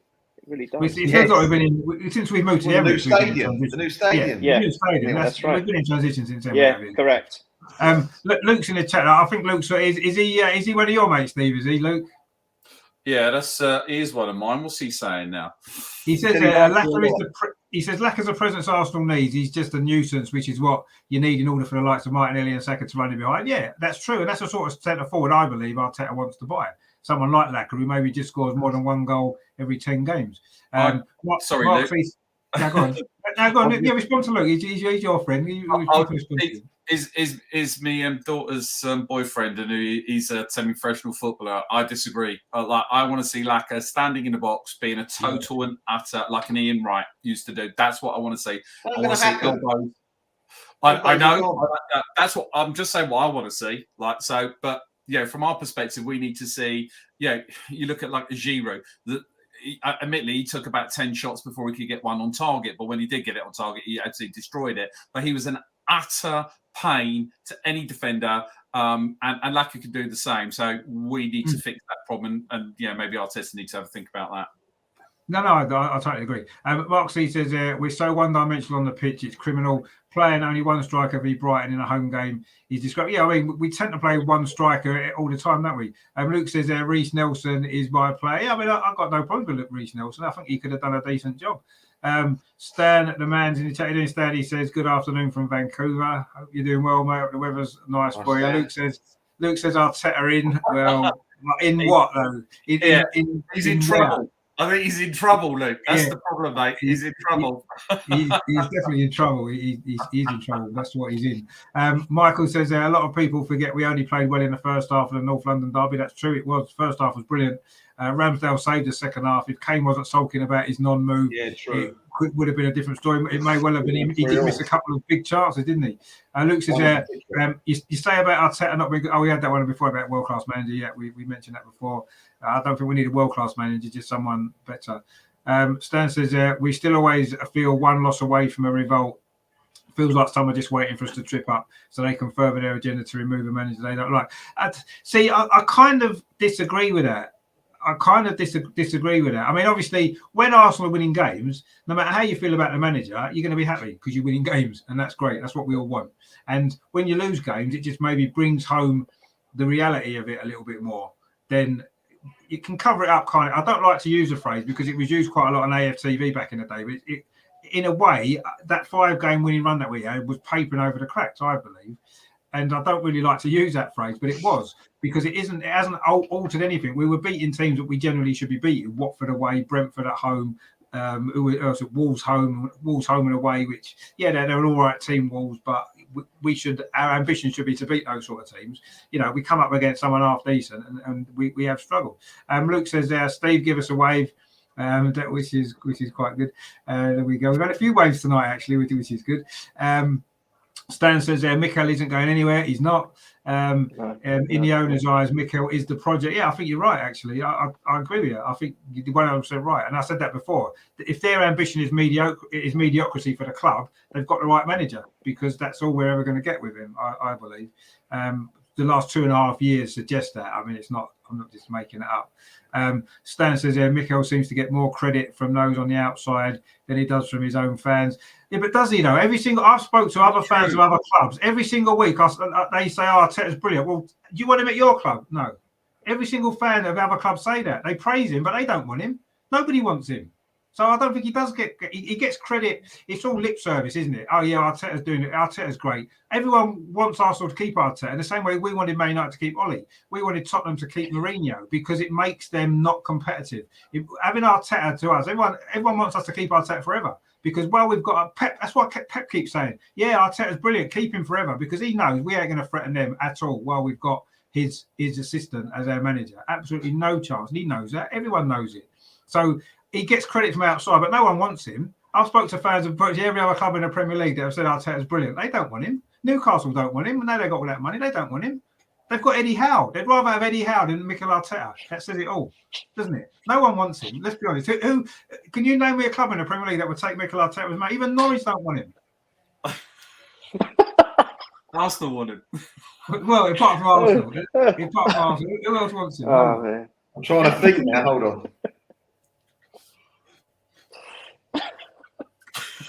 I feel so. Can we talk about something positive? Yeah, the weather was good today, Neil, wasn't it? Was the weather good? Yeah, Southampton's good shopping in Southampton. Oh, no. It's been pissing down with rain all day, actually. So there you go. Mark says Van Bronckhorst has more management experience than Arteta. Well, a lot of people have more managerial experience than Mikel Arteta. Stan says there, West Ham put in a 45 million bid for Darwin Núñez last January show. And said, no, exactly, yeah. And all we do is talk about buying players and don't end up buying them, as January showed, because we didn't buy anybody, did we? Yeah, I mean, no, you're right, though, Neil. I think we do need to try to find some sort of positive somewhere. It's quite difficult, actually, at the minute, because there's not too many that I can think of off the top of my head, actually, positive things. All I would say is I know we criticised him a little bit before, but I do want to say I thought Eddie Nketiah actually had a really good game when he came on against Brighton. Yeah. It was absolutely brilliant. He did. He was unlucky not to score. He could have won us that game. He was unlucky not to score 2 goals. He hit the bar. You could say he should have scored. And that header. He was unlucky. Then that header, which was a good save actually, and he almost every time he comes on, I do the watch along sometimes. I joke about it. You know, we lose it. He's going to come on and score a hat trick and win us the game. On Saturday, he almost did that. I actually thought he was brilliant. And he gave us a lot more of a goal threat than Lacazette's done in the last 10 games when in that 10 minutes that he played. And I think that, you know, yes, he's not good enough in going forward to be our striker. Absolutely not. Of course he's not. But he did play really well when he come on, and he looked a threat, didn't he? And he was getting in behind. He was looking to get on the end of things. And I say on another day, he would have scored 2 goals and we may have won that game. And everyone would have been, you know, we wouldn't have been having a conversation. No, exactly. You're saying he's not good enough, and I agree he's not good enough. But at the moment, I'd rather have him than Lacazette. What does it say about Lacazette? Yeah, no, you're right. Because at least he offers a threat in front of goal. He gets himself into the good positions, doesn't he? And, you know... He can go past people with the ball. He can actually go past people with the ball. Yeah, he can go past people with the ball, yeah. And he's got a little bit of pace about him as well, hasn't he? Exactly. And, you know, I don't actually mind Eddie Nketiah. And I think Steve mentioned it before, you know, I like him as well. He's not quite good enough for what we need, but he's a nice guy. He seems to love Arsenal. And... you know, and he does give his all when he plays. It's just quite often it's not enough. But I thought he was brilliant actually on Saturday. I have to say that, because he gets a lot of stick, and everyone laughs when he comes on. Oh, what are you bringing Eddie Nketiah on for? But you could see why maybe Arteta's had a little bit of faith in him, why he does bring him on, because given the right opportunity, the right service, he will probably score some goals. And I think he might well get 2 or 3 before the end of the season. Probably 2 or 3 more than Lacazette's going to get. I think last season, didn't he score away at Southampton? Didn't he? The goalkeeper made a bad mistake. That was a year before. No, year before. I mean, Wow. it ain't going to happen, but I'd play him up there against Southampton. Give him a bit of momentum. Give him a chance again. Because Lacazette, for me, is just not being rude to the guy. He's not doing anything. I mean, when I used to play, I played against some 6'3" centre forwards who like a few pints, cannot run an inch, but can hold up the ball. You couldn't get the ball off them.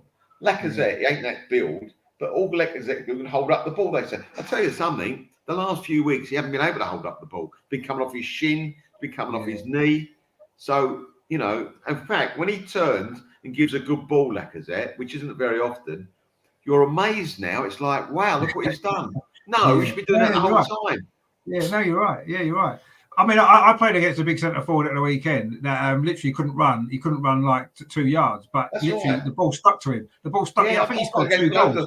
Centre forward, the ball stuck to him, and he just laid it off, and then he'd spin and get on the end of crosses and put headers in. And you know, I want a centre forward that can do that. That'll be fine. They don't have to be quick.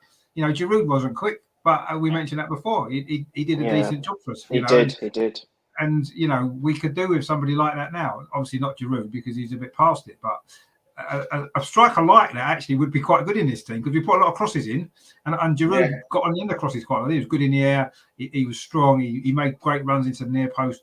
But anyway, I think we've had enough of Brighton now. I think what we should look at, we have got a game on Saturday coming up, another really big game, another 3 o'clock kickoff actually, where it's another team from the South Coast.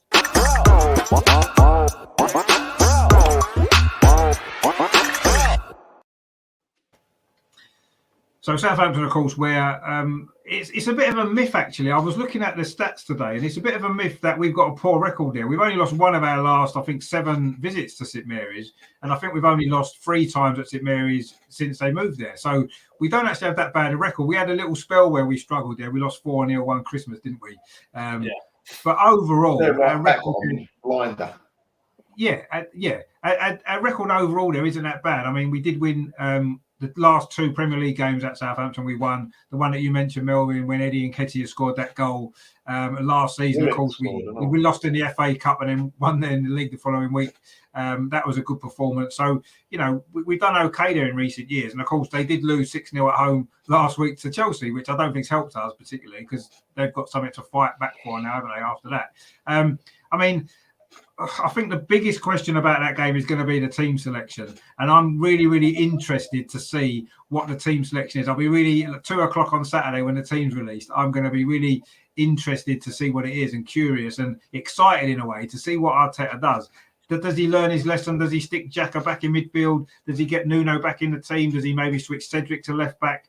Does he go 3 at the back? What are we thinking, Melvin? What do you think he's going to do? It's difficult to know.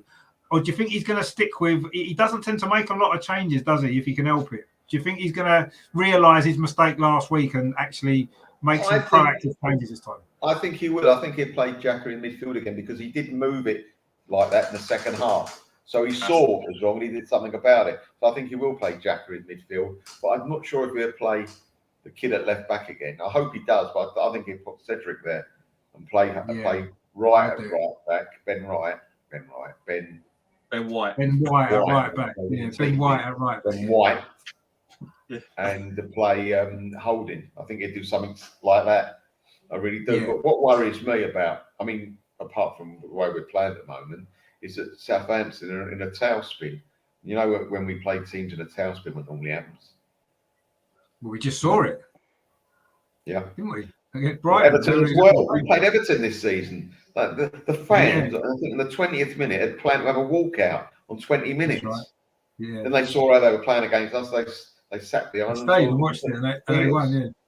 Yeah. No, I mean, I think that's what he might do. I don't think he'll play the same team. He can't afford to have Xhaka at left back with a midfield like that. No. I'd go through it again, as we talked about. Go 3 at the back. If you're going to have to do it, go 3 at the back. Stretch it out, and then because what we've got to be careful of when you look at that Southampton, that Brozier. I mean, that is a striker we could go with. You know, I think he's a great player. Obviously, Chelsea player, but it'd be a shame we can buy him. So that pace that they've also got coming at us is immense, and I don't think we should take that team in any way. Sorry, cat's just going bad. I don't think we should take it in any way light-hearted or believe that we're going to overrun them because we'll be in big trouble. No, I definitely don't think we can. I mean, I know Chelsea did obviously absolutely hammer them last weekend, but you know that Brozier, their centre forward, couldn't play because he's on loan from Chelsea, so he can play against us, and we know how dangerous he's been this season. He's a great player. He's strong. He's quick. He runs in behind. I can see him causing us quite a few problems. Actually, I'm told we're buying him. Someone's told me we're buying him in about 15 years. Well, in 15 years, we're going to buy him, I'm told. That Chelsea team is 3-0 up against Real Madrid at the moment. So they're going through. They're going through. Yeah. You're joking. No, it's 3-0 up a minute. Yeah. They're going through. To be fair, I mean, you know, we all dislike Chelsea with a passion, but to be fair, if they win 3-0 away from home when they lost 3-1 at home last week, that is impressive. And they're 3-0 away from home. They're winning. Yes. What channel is it on? That is incredible. Don't know, it keeps popping up on my phone. So he just keeps scoring for a laugh. But, you know, you look at that team, very well organised, very well drilled. Hasselhouten, or whatever his name is, down there, absolutely has that team buzzing right now. They've got some really, really good players from a striker perspective. They got plenty of choices, and they're going to be coming at us. So, you know, ultimately, if he is going to play Tavares, he has to support him, and he has to strengthen in and around him. So, you know, we could potentially get the job done, but I think it's going to be a nervous win for us. Genuinely do with the way the guys are. And I'd love to go and see it. It's just down the road from where I live. So, but for me, like Brighton was, I thought we'd steamroll them. This one, I'm really worried about. But we have to get 3 points. We cannot let those 3 points slip. We have to fight. They have to come out fighting. It has to be like, you know, New Year's Day where we were against Man City. That's how we got to play, because if we don't, that's it. You know, what our running is just too difficult for us to get anywhere near where we need to be. I mean, you're right. The next 3 games after Southampton is Chelsea, Man United, and Spurs, isn't it? So you know, Oh no, West Ham. Sorry, it's West Ham. Yeah. West Ham, Chelsea, and Man United, isn't it? And then we've got another game, and then Spurs. But yeah, you're right. On paper, this looks one of the easier games potentially that we've got left, actually, because we've got we've got Leeds are in good form. We've got Everton last game; they might well be fighting for their life, so that won't be an easy game. You know, Newcastle, we've mentioned already, they're in good form as well. Playing their away, that's going to be a difficult game. Go on, Melvin. Can I just say something? I know they are difficult games, but they all seem more difficult when we're not playing well. If you go back 3 weeks, you'd fancy us to get results against this team. These teams should mention. Southampton, West Ham away, you fancy it the way they've been playing. Everton at home, you've got to fancy, even if they're fighting for their lives, right? Man United at home, right? They're not the greatest. You'd fancy us against them. I know it's a big word, but if we were playing like we were 3 weeks ago, it's just how we do now. Forget who we're playing to a degree. We're not playing Liverpool away or Man City away, right?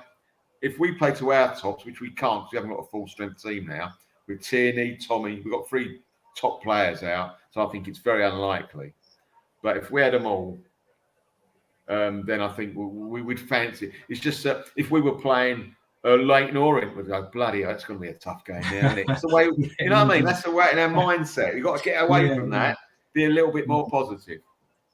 No, I think you're right. I mean, Michael says he's got some positives for us. He says, 1, the new kits look nice. Yeah, there you go. And 2, which I quite like this one as well, the season's almost over. And that's another positive, indeed it is. So thanks for that, Michael. Cheers, Michael. Cheer me up. Thanks, mate. That new black top looks awesome. I can't wait to get that. I love it. I actually like the pink one, I've got to be honest. I do like that pink one. I think that. I can see you in that, Rich. I think it will suit you, actually. Yeah, I think it would, actually. I'll definitely get in that one. I think it might be more designed for the women's team, maybe. I don't care. I like it, and I'll be wearing it. No, if you like it, wear it. I'll get Miedema's name on the back, maybe, if she's still there. But Michael's he's positive again. He's gone 3-1. Oh no, 3-1. Is that Chelsea talking about? Chelsea's 3-1. Yeah. Oh, Chelsea's 3-1. That makes it. What's that? 4 aggregate, isn't it? That's going to be exciting. 4-4. Yes. No away goals anymore either, so even better. Mark says there, if Lecker is up front on his Jack Jones again, we'll lose. Well, he's always up front on his own. He's not even up front, is he? But he basically plays on the halfway line when we've got the ball attacking. So I don't know. What he does, he kicks off, Richard, and stays there. He does, yeah. He pretty much does.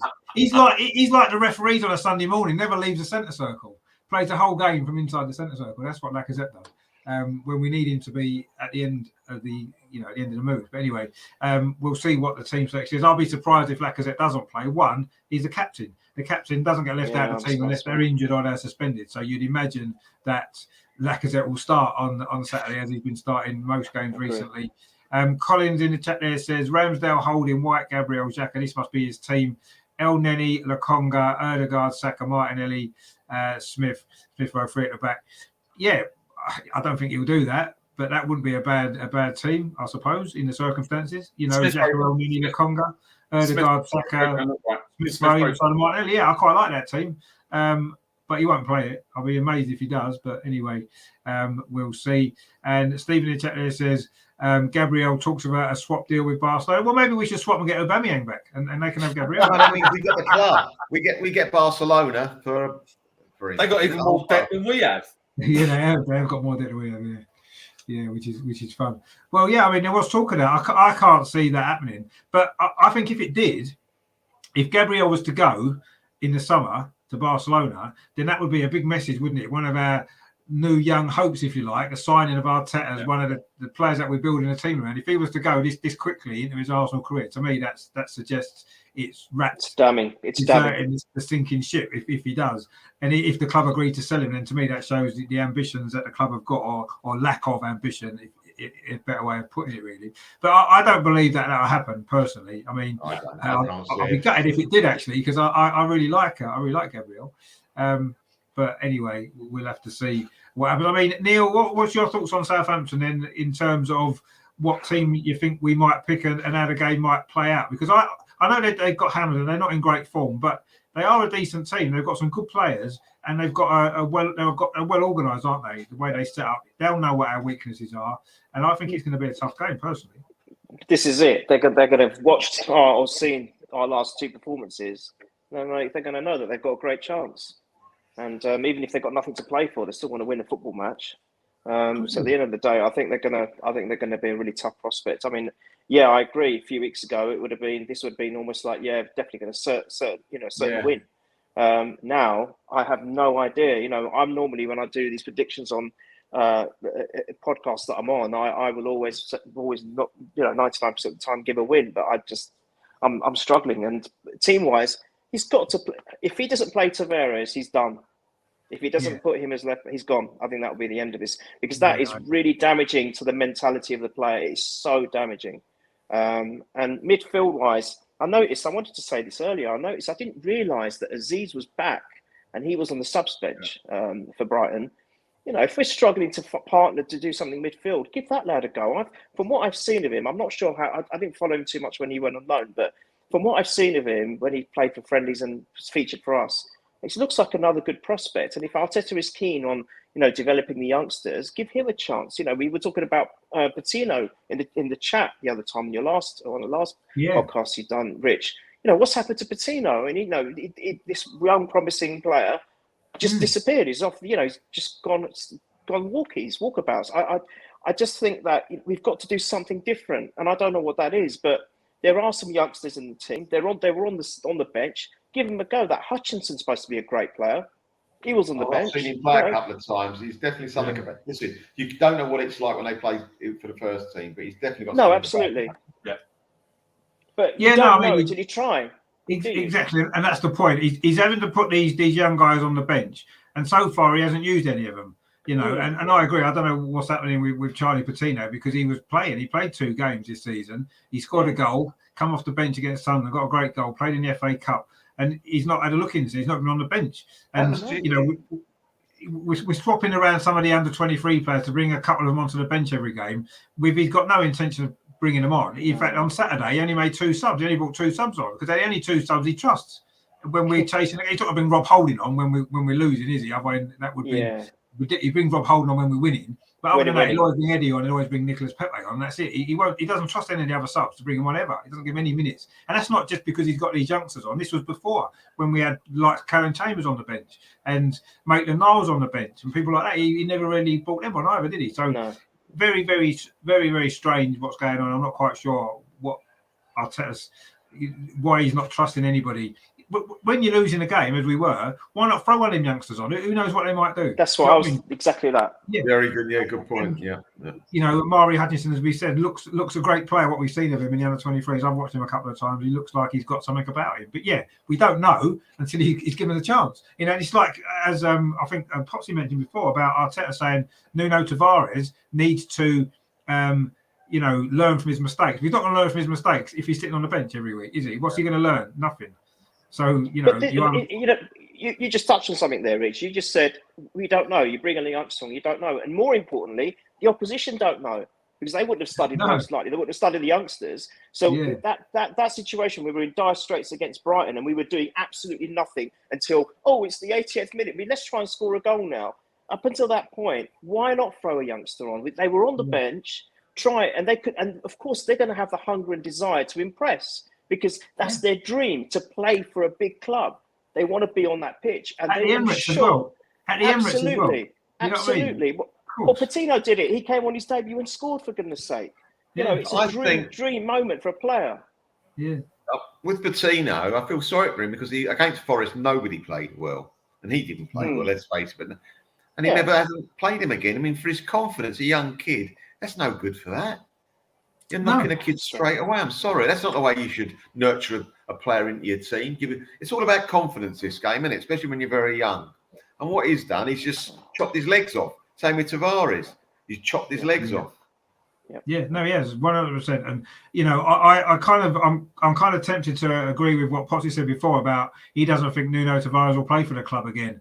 I'm not sure. I just think the fact that we don't have another left back fit for the rest of the season for the last 8 games.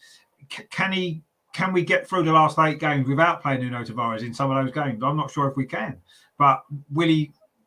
swallow his pride or whatever it is. I don't know what's the problem is, but I don't know. It's going to be interesting to see exactly what that lineup is on Saturday. Does he throw Nuno back in? Does he put Cedric left back? Does he go with three at the back, as it's been mentioned a couple of times tonight? Does he do that when he's not really played three at the back from the start, has he, for a long time? He did at the beginning, didn't he? But he's not done it for a while now. So I don't know. These are big decisions that he's got to make, actually, because if he gets the team selection wrong again and we lose again, then the pressure is really going to start to mount. Not necessarily from the ball, because I don't think they're going to do anything, but certainly from the fans, I think the pressure is going to start to pile on now. If he doesn't get it right 3 games in a row, and we don't end up getting a result against Southampton, and that is down to, I think a lot of it's going to be down to the team selection and the mindset he sends us out with. Because, you know, one thing I've noticed this season with Arteta, the first 3 games of the season, we lost 1, we lost next 2 very quickly. We went on a good run, we lost to Liverpool, we then lost 2 more very quickly in the next 3 games. You know, we went on a good run after losing to Man City, we lost 1 against Liverpool, and now we've lost 3 of the last 4.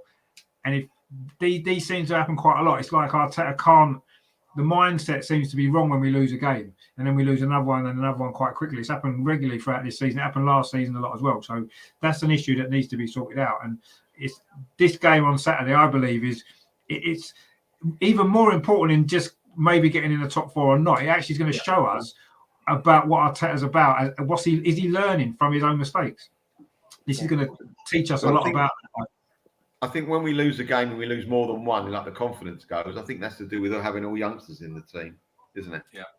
It doesn't help. Exactly. It doesn't help having all youngsters. And I think Potsy made that point before. We do need experience. I said this at the start of the season when we started buying these younger players. Yeah, that's great. We got rid of David Luiz, experienced player. You know, we got rid of Willian. Yeah, it didn't work, but an experienced player out of the dressing room. You've got to replace those experience. Not obviously better players as well, but you need to replace that experience because the young players have got nowhere to go, no one to turn to apart from Xhaka and apart from Lacazette on the pitch.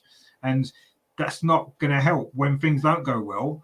That's why when they don't. I mean, I had a sort of a thought earlier, and I don't know whether you guys would agree with me, but we've lost 10 games in the Premier League this season out of 30, right? And we've deserved to lose all 10 of them. We don't play well and lose, and we don't play badly and win. If we play badly, we lose. That's it. We're not unlucky to lose games. Most teams, when they've lost 10 games, you'd say, well, maybe 3 or 4 of them defeats were a bit unlucky. We was unlucky here, we was unlucky there. But this season, we haven't been unlucky in any of our defeats. We deserve to lose every single one of those games. Well, Man City at home, Man City, not Man City. Oh, yeah, okay. Well, yeah, okay. That's a fair. Okay, yeah, Man City at home. Well, okay, one then out of 10. If you look at the 2 cup defeats we had as well against Liverpool and Nottingham Forest, we deserve to lose both 10 games as well. So you're looking at 11 out of 12 defeats we deserved. We didn't deserve anything from those games. And usually you'd expect a lot more of a ratio, wouldn't you? We'd be unlucky a couple of times. And if you know, and that's one thing that kind of worries me. If it doesn't go well, that's it. We're done. We can't win a game. We can't scrape a result against anybody. We don't scrape results, do we? We either play pretty well, it all works, it all looks lovely and pretty, nice little passing, and we win a game, or it all goes to shit and we lose. They're the only 2 options. We don't draw many games, do we? Let's be honest. How often do we draw a game? We've drawn, 2 this season, I think. 2 or 3, maybe? Yeah, what I think we ought to do, Richard, we ought to be sponsored by Marmite. Yeah, maybe, yeah. A good mate of mine's joined us in the chat, Stephen Pearson. Good mate of mine. Yeah, he said there about the Gabriel. I've known him for a long time. Oh yeah, good stuff. Good to see. Good to see your friends popping up every so often as well, Melvin. You've got quite a lot of friends actually, haven't you? So you keep the chat. It cost me a lot of money, Richard. I tell you. Was it? Well, you know, it's famous. Melvin's famous. Exactly, he's famous now. He's more famous now than he was last time. If you look on Twitter on our messenger thing, I put a photograph on. If you get a chance. Oh, I'll definitely look at that. Yeah, I'll look at that maybe after. Well, what we need to do. Actually, Stephen put another comment in. Actually, we'll read it out while we've got a bit of time. He says, "My team: Ramsdale at the back, Holding, Gabriel, White, wing back, Cedric and Saka, midfield, Xhaka, Ødegaard, up front, down the middle, Martinelli, Lacazette might score some goals there and worth a try." No, I mean, again, another 3 at the back team. And Stephen says he has a lot of friends. He does have a lot of friends, Melvin. Of course he does. No, I mean, I wouldn't necessarily be against that team. I'm just not sure Arteta will do that, if I'm perfectly honest. I think he'll go with the same system, and hopefully he'll put Xhaka back in midfield. And I think that'll be the main change that he'll do. Who's going to play left back? I don't know. I mean, Ben White can play right back, can't he? So Holding could come in, Ben White right back, because he's played there for England. But I don't know. We'll see. That's going to be the big test. We need a score prediction, though, as always. Every week we do a score prediction. Melvin, what's your score prediction for Saturday? And literally, you could pluck anything out of the air, and it could be anything, couldn't it? Because we just haven't got a clue what we're going to get. Right. I've been thinking about this the last 30 seconds. I've gone 1-1. 1-0. Well, okay. No, I mean, that wouldn't necessarily be a disastrous result away from home. Not I great. suppose. No. Not with It wouldn't be great. Southampton. Well, yeah, it wouldn't be a great result, but it wouldn't, maybe it might help steady the ship for the last few games. Maybe we'll see. What are you thinking then, Steve? Your prediction then for the Southampton game? Well, I'm going to be provocative. I'm going to throw it out there. I'm thinking 2-1 to the Gunners, of course, and Lacker's going to score. Well, that would be great, wouldn't it? I'm sure we'd all be over. That's made everybody laugh. Come on, that's it. Lacker to score. Well, I mean, to be honest with you, the fact you predicted us to win was enough. But to say Lacker to score as well, you're just spoiling us, really, aren't you? No, mate, I'm bringing it. I feel it. I'm feeling the love right now. Come on, Blind pig holding a salt beef sandwich just past my window. We never know. But stranger things have happened. Not many stranger things, but there will be something. Oh God! But we'd all definitely take that. Neil, what are you thinking? And what's your prediction? Are you going to go as bold as that? I'm gonna make it worse because it's been so negative. And let's end on a positive. Well, I don't know if you're ending it yet, but I'm gonna say 4-0. And I'm gonna say a brace from Eddie Nketiah when he comes on as sub for Lacquer, and he's gonna get 2 goals as well. Good luck to you. Good old Neil. 4-0. Wow. That's wow. Okay. I mean, when is the last time, guys? When is the last time I was saying this to the mate I went to with Melvin, you met him, Mickey, after the game. When is the last time we have absolutely dominated a game from start to finish? Just brushed them aside like we used to. I can't remember. No. I actually cannot remember. Probably the only time this season was probably Norwich, and that's only because Norwich in the bottom of the league. So and Leeds away. Yeah, okay. Probably Leeds. They came back into it. They nicked the goal, didn't they? Yeah, they came back into it. Yeah, they did. We had a sloppy second half, really, didn't we? As we've done a few times. But just a game like that, just to get a little bit of confidence back in the team. But we just struggle. Nice. We just get by. We just seem to get by, and that's the problem. Yeah, But that's why I'm saying 4-0. I'm just trying to, give us something. Well, no, I mean, give us some positive vibes. I mean, I thought Steve had been a little bit optimistic, and you've just kind of topped that, really, which is great. So, I mean, you can't really beat 4-0. I mean, I don't know. I'm in true minds of it. Obviously, I want us to win, and I think we're good enough to win away at Southampton. I say we've won the last 2 seasons in the Premier League there, but we just don't know what team's going to be there, what starting 11 is going to be. We know we're short of numbers, so that is a worry. And obviously, Broja's playing as well. So for Southampton, I don't know. I kind of like Melvin's draw. I don't like Melvin's draw, but I kind of like that as a prediction. It does, I'll go for a win. I'll go for a 2-1 as well, but I'm not saying Lacker's going to score. I'm not going to be that optimistic because that's just ridiculous, really. But I think we might just nick it. Maybe 1-0 or 2-1. Maybe 1-0 actually, because we did a 1-0 against Aston Villa. Maybe a 1-0. Perhaps Saka might get the goal again because he tends to pop up with some important goals. Stephen says there. He says he missed out Smith Rowe. And that makes 11. Southampton score first, and then we have it. Well, no, Southampton scored first last season, didn't they? When we won 3-1. The Arsenal Misfit says there, for your attention, Emery just bounced Bayern Munich, Real Madrid in the semi-final. Wow. Well, there you go. He's got a good record in Europe, hasn't he? To be fair, Emery. Amazing. He's got a great record in Europe, and he had a decent record in Europe for us. To be fair, he got us to the final, didn't he? So. Anyway, the Arsenal Misfit says their prediction for me is 1-1. I mean, I wouldn't be surprised if it was 1-1, let's be honest, but let's hope that we can get the win, because that may be, turning it around this quickly, getting a win, may be the thing that can give us a little bit of confidence for those last 7 games. We know how tough some of them games are, but we need something, don't we? We need to turn it around quickly, because another 2 or 3 games in and suddenly it's gone, isn't it? We'd be struggling to battle for the top 6. So it's a big game, and it's a big test for Arteta's management, I believe, as well. So let's hope he's learned some lessons from the last week or so, and he can pick the right team, get the tactics right, and we can go and get a good result. And yeah, I mean, if Lacazette scores, that would just top it all off. That would make the week Easter weekend as well, wouldn't it? So it'll make Easter, wouldn't it? Forget Easter eggs, just Lacazette goal. It's all we want. We don't want Easter eggs. Just want Lacazette to score a goal and obviously to win. Colin says, giving out a free kick is a goal. Southampton's difficult place away. Well, of course, yeah. Ward Prowse, of course, he's scored some of the most direct free kicks in Premier League history, hasn't he? He got a great one. Was it last week, wasn't it? Was it against Leeds, I think it was, wasn't it, when he banged one in? So he's got, definitely don't give away free kicks on the edge of the penalty area, because that would be risky with him in the team. So, but yeah, I mean, I'm shocked about Unai Emery there actually beating Bayern Munich. That's amazing. Amazing. Yeah, not the same team though. They're not the same team as they're not a spent force. That's the wrong thing to say, but it's not the Bayern that we know. But fair play to him. He does look like he's off that bloke off the buses or whatever it was, if you remember that. I mean, Steve, you say it's not the same Bayern Munich, and it's not. But equally, do you think we could knock them out of the Champions League now? Of course we can. Of course we can. Easy. Well, no, Lacazette will probably score against him as well. Hat tricks, he's going to get golden boot. No, seriously, like I said earlier, our team's not ready for Champions League. I want us in the Champions League, absolutely. Do you think we can win it? Absolutely not. I just don't feel it. So we need some investment. We need our star players back. We could not have got injuries at the worst time. Honestly, Thomas Partey was killing it. Tomiyasu, the buy of the season. I don't care what anyone says. You can talk about Emerson Royale all you want.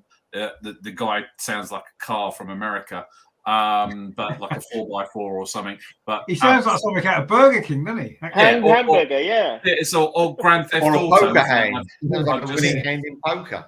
Yeah, I've just stolen the 4x4 of Grand Theft Auto called an Emerson Royale. But seriously, Tomiyasu over him all day long. Tierney, I'm gutted. I'm absolutely gutted. And just a quick one on that, actually, because there's a bucket load of fans turning around going, is Tierney that good? All this, his performances, this, that, and the other.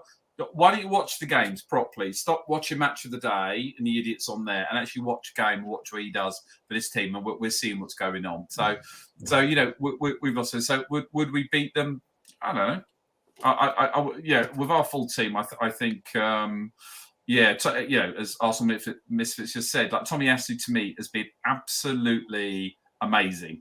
I'm gutted that he's injured. We so need him back. He will be back in time for those bigger games. Will that make a massive difference to us? I don't know. We got to beat Southampton. There's no two ways about it. We have to come in and absolutely flatten them. Not mess about, not a kind of nervous win. We have to flatten them. We have to be the Arsenal that we know we can be, right? Even with the players that we've got. And we have to flatten them, because that is going to set us up. Because when we go to West Ham, it's not going to be easy. We go to Chelsea, I don't think we're going to win that. We go to Tottenham, they get battered everywhere they go. And then obviously, Man United as well. So it's two games that I see is going to make our season. Two games, really simple. It's going to be Man United and Tottenham. They're the ones going to make our season. Over our season No, but in a way you're right, and but equally we could beat Man United and beat Tottenham. If we lose all the other games, then we've still not done it. So it's part of the bigger picture from all the 9 games that are left. But yeah, those two are important, aren't they? We know they're important because I can't wait. We can't afford to, especially with the Tottenham game, we can't afford to give them 3 more points over us, can we? Dan from Turf Morris TV, Burnley fan says, you'll beat Chelsea, they'll be knackered from tonight, and they'll change the lineup for prep for the game against Crystal Palace. I think they play Crystal Palace before they play us, don't they? Which is, he's just corrected himself there. Yes, we've got Southampton first, West Ham. Yeah, then Chelsea's after that. So I think Chelsea will come before, obviously, after the FA Cup semi-finals. They'll be preparing for the final, and also in between the European. If they got through yet, or is it extra time? Chelsea. Extra time. Extra time. Is it? Real Madrid have just scored. Benzema again. What? Have Real Madrid have just scored. Oh, wow. Benzema. Wow. Bad mistake for Chelsea. Yeah. Karim Benzema. Yeah, 96 minute. Whoa. Wow. Oh, this is before extra time? No, it's in extra time now. It's in extra time. Yeah. oh, well, maybe Chelsea won't be going through then after all. We were praising them before. But I mean, to be fair, to be 3-0 up was a pretty good effort. But anyway, last 10 minutes, it's gone away from a little bit. But we'll The see. defender that plays for Chelsea, did he used to play for Real Madrid? A very good one. Silva. Who did he used to play for? The centre half of Chelsea. Thiago Silva. Is he Barcelona? Yeah, Barcelona. I think he played for Barcelona, yeah. All right. But yeah. Oh, Rudiger scored actually, and Yeah. Werner for Chelsea. Okay, good stuff. Dan says, "I hope you're all well, guys. Yeah, we're not too bad now. We've got it all off our chest really about the Brighton game and everything else. So we're feeling a bit better now than we were, I'm sure. But anyway, we shall see. We'll feel all right until Saturday probably. Anyway, that's been a good show actually. I really enjoyed that. That was good stuff actually. Melvin, good to have you back. We've missed you on the show the last couple of weeks. You've been obviously busy, hamming it up on the stage, which has been great. How did all that go actually? Was it good? It went very well. We had a good crowd, and it was very, very funny. It was someone, the guy, one of the guys, the producers, said that he's going to film it. Whether he did or not, I don't know, because he got COVID the last couple of days. So I haven't seen him, but we'll see him in a couple of weeks. And hope if it's filmed and it looks any good, I'll send it over. Love to see that because I'm sure it was very funny. Honestly, it's very funny. Yeah, very good. And it's supposed to be a comedy as well, which is even better. Oh, well, that makes it even better then. If it's meant to be funny, if it wasn't meant to be funny and it was, then maybe there'd be problems. But the fact it was a comedy is good. No, I mean we look forward. If you can get a copy of that, that would be brilliant. We'd love to see that. That'd be excellent. Steve, obviously your first time on the show. How did you find it? Well, it feels like a bit of a therapy session. So I think I'm going to sleep well tonight. I might have to have a big glass of wine. I look forward to meeting all of you and buying you a really expensive pint at the Emirates. Absolutely loved it. Seriously, absolutely loved it. And again, it's nice to see the passion from the fans, not the ones that are just playing it on FIFA, but as you see proper fans that actually love the club and are as angry as I am on the terraces. And I apologise to all of the people around me for the amount of swearing, shouting, and general misbehaviour and I do it in multiple languages as well, so I don't get thrown out by the stewards. But I loved it, mate. Thank you so much for inviting me and letting me on and annoying everybody out there for my love for Arteta to a point. Just to a point. No, it's great. I mean, as I say, the whole point of this channel really is to to get lots of different points of view on, because it's, as Potsy rightly said before, if everyone agrees about everything, then it's not much fun, is it really? Let's be honest. And this is one of the things I don't understand about Twitter. You disagree with someone on Twitter, they block you. It's like, well, no, let's have a discussion. If you just want people in your life that agree with you, you might as well just move to North Korea or something like that and not be allowed another opinion. You know what I mean? The whole point of life is that you can disagree with people. It doesn't mean you have to fall out of them. Just have a conversation about it, and that's fine. I don't understand Twitter. People just block you straight away. You put one comment on and they block you. Or they'll make a comment back to you and then block you so you can't even respond to it. Oh, yeah, all right, mate, well done. Brilliant. But I just don't understand that. Just get all different opinions in your life. And that's how you form your own opinions, by getting lots of different opinions from elsewhere. If you just get one opinion all the time that you agree with, you're never ever going to learn anything about anything, are you? You're just going to go along in life thinking everything's fantastic, everybody loves each other, and that's not the reality of life, is it? The reality is we do disagree, and it's fine. And it's great to be able to have these discussions with people. And as Brian Clough said, you sit down, you have a discussion about it, and then you realise that I'm right. He was right. The Brian Clough kind of thing. But no, I mean it's great it's great for the channel. I like to get new people on, and it's been great. I think you've been a great guest to have on, actually, Stephen. Thank you. If you're up for it in the future, we'd love to have you back on as well. Loads of stuff coming up on the channel that I'm sure you could be good to be involved with as well. Michael in the chat there says, great chat, gents. Have a lovely Easter. And yourself, mate. Thanks for tuning in. Have a great Easter yourself. And Neil as well. Finally got you on the Tuesday clinic session. How did you find it tonight? Yeah, it was as the lads said, very cathartic. I'm smiling again. I've laughed as well. So that's good. Pleasure meeting. Obviously, I know Melvin. I know you, Rich. It's a pleasure meeting you, Steve, and Leah. We had Pots on. So that was good, and it was just an honour, and I'm very humbled to be constantly asked. And finally, I've got on. So I'm very pleased and thrilled. Thank you so much. But just wanted to say one very quick thing about the lineup. Maybe we should put a debut on the game against Southampton, because our players have a tendency to score on their debuts against Southampton. I don't know if you know, Yeah. but I think Podolski scored with his free kick. Jermaine Pennant got his first goal. Yeah, he did. Which Yeah. ended up being a Hat-trick, wasn't it? hat-trick, Hat-trick. which started off our 49 unbeaten run. It is. Yeah. And I think Perez scored in that game, that lovely chip. So there That's was right. that. He scored 3 And as then- well. Yeah, but exactly 2 hat-tricks. Bergkamp's debut goal for Southampton. That was a great goal. Thierry And so Henry. yeah, Thierry so Henry, you've missed out. John there Reed, you yeah. go. There you Ian go. Wright, of course, yeah. So come on, get on Hutchinson and get maybe Aziz on, and you never know, we might just get that 4-0. You can't. No, but you see, some of those players that you mentioned there, they all got their first goal against Southampton, but it wasn't always their first appearance. Maybe somebody who's been playing, yeah. maybe Ben White, he's not scored yet. Maybe Ben White might get a goal, his first goal, maybe, perhaps. maybe, Or if Tommy Asu's fit, he might get his first goal against Southampton. Yeah. Sorry, Richard. No. I meant debut goal. Sorry, I meant debut goal, not debut as in appearance. Yeah. Yeah, absolutely. First, So you never know. Yes, I mean, if it doesn't have to be a player who's not played before. It could just be someone who's played. Cedric scored, hasn't he? So it's probably his first goal. It might be Lacazette's first goal of like the last 5 years. You heard it here. You heard it here. Well, yeah. Well, hopefully you'll get a brace. Hopefully, but yeah. What I'll do is, if Lacazette does score, then I'll just replay that clip on Saturday evening, just to say, Steve predicted this. He's like Mystic Meg, so if you want the lottery numbers, you know where to go, because to predict a Lacazette goal, that takes some doing. That's a brave prediction, that to predict Lacazette scoring a goal.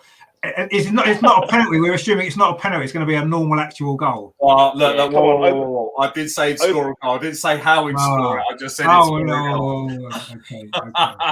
That makes it slightly less bold, but anyway, we will. It still would be unusual if he does. But anyway, we'll see what happens. But to be honest with you, I don't care who scores.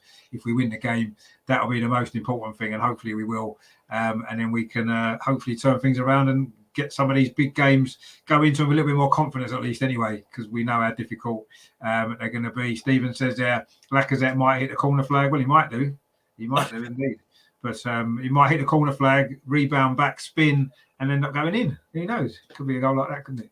I think he needs one just to go in off his backside or something, doesn't he? I mean, he almost got that one against Wolves, didn't he? Which the goalie pushed in. He needs something like that to go and actually be his goal. And I think that might maybe, he might go on a run then and get maybe 1 or 2 more before the end of the season. But I say you made James Johnson very happy today by giving Eddie so much love, Rich, earlier. So well done. Well, to be honest, he deserved it for his performance. I actually thought he played really well. So he did. Credit to you. You're right. Yeah. When he does well, he deserves a shout, doesn't he? Yeah. Mark says lack of goal and away win. Who's on exactly? Yeah, it does seem a little bit of a strange. It does seem a bit of a strange prediction, doesn't it? But then Neil did say we'll win 4-0, so I don't know which one's stranger really. But anyway, hopefully they'll both come to it. We win 4-0. Lacazette does score as well. That'd be even better, wouldn't it? That'd be amazing. That would be the start of what hopefully is going to be a good weekend. So obviously thanks to Potsy as well for coming on before. You will find Potsy over on Lee Judges TV. He does a lot of stuff over there, which is actually a very good channel with some great guests, some great shows on there. So please, if you haven't done so, please check that out. Can I just say something? Yeah, go on, Melvin. We've missed out Neil's channel. Of course, Neil. Yes, what channel? Yeah, give your channel a shout. Oh, yes, purely Arsenal. Yeah, so we're kind of on and off. We should be recording more often than we do, but there's always things going on in each of our lives that kind of stops that. There's a timing difference because Jack obviously is in America, so that makes it a little bit harder. So we're hoping at some stage we can get everything just to work out the way you want it to work out, and we can be a bit more regular. But yeah, we tend to try and be consistent, but it's not been working of late. But hopefully we'll be back towards the end of the season, maybe even after the Southampton game, and try and record some shows. But no, thank you for allowing me to plug the channel. Cheers, Melvin, as well. Thank you. Definitely. Yeah, no, I forgot you had a channel actually, but yeah, you do, of course. I've seen that before. Like you said, it's probably because you haven't got regular shows, have you? That's the issue. Sometimes it's easy to forget. But definitely go and check the channel out because there's some great stuff on there, just not so regularly recently. But yeah, there is some stuff on there. Definitely. Purely Arsenal, get yourself over there as well. Give that a like as well and subscribe to that channel as well. You haven't got a channel, have you, Steve, hiding away that no one knows about that we need to plug? Oh, we'll talk about that offline, mate. Oh, okay, that's fine. No problem at all. Okay. Lack of appreciation channel. No, seriously. So I'm actually one of the guys that I work. We're working on a podcast going totally non-football related as well. That we're working on a podcast that at this moment in time. So Sean, who I've lined you up with, Richard. So Sean and I will be doing something. So when that's ready to launch, I'll make sure that you're aware of that. Definitely, because that'll be good as well. It doesn't have to be football. We like other stuff as well. As we've had a bit of everything thrown in tonight as well, which is great. So thanks obviously to Melvin as always, to obviously our debutant Steve and Neil as well, his first appearance on this actual show, and of course to Potsy as well, who gave a great contribution. I know he had to shoot off. He's a busy boy, doing lots of stuff, so it was good to get him on as well again. So thanks to all you guys in the chat as well. There's been some great comments through the show as well, which is always nice to see.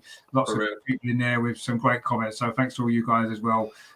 If you are still watching, give it a like before we finish as well. That would be nice. And if you are new to the channel, give it a subscribe as well. We are actually getting quite close to 1,000 now. I'm hoping we can get there before the end of the season, but we'll see. Sometimes you get a big rush on, and then sometimes it slows down a bit, but we're getting there. So please subscribe if you haven't done so already. I'll be back on what are we now? It's Friday for the Arsenal Women's Show.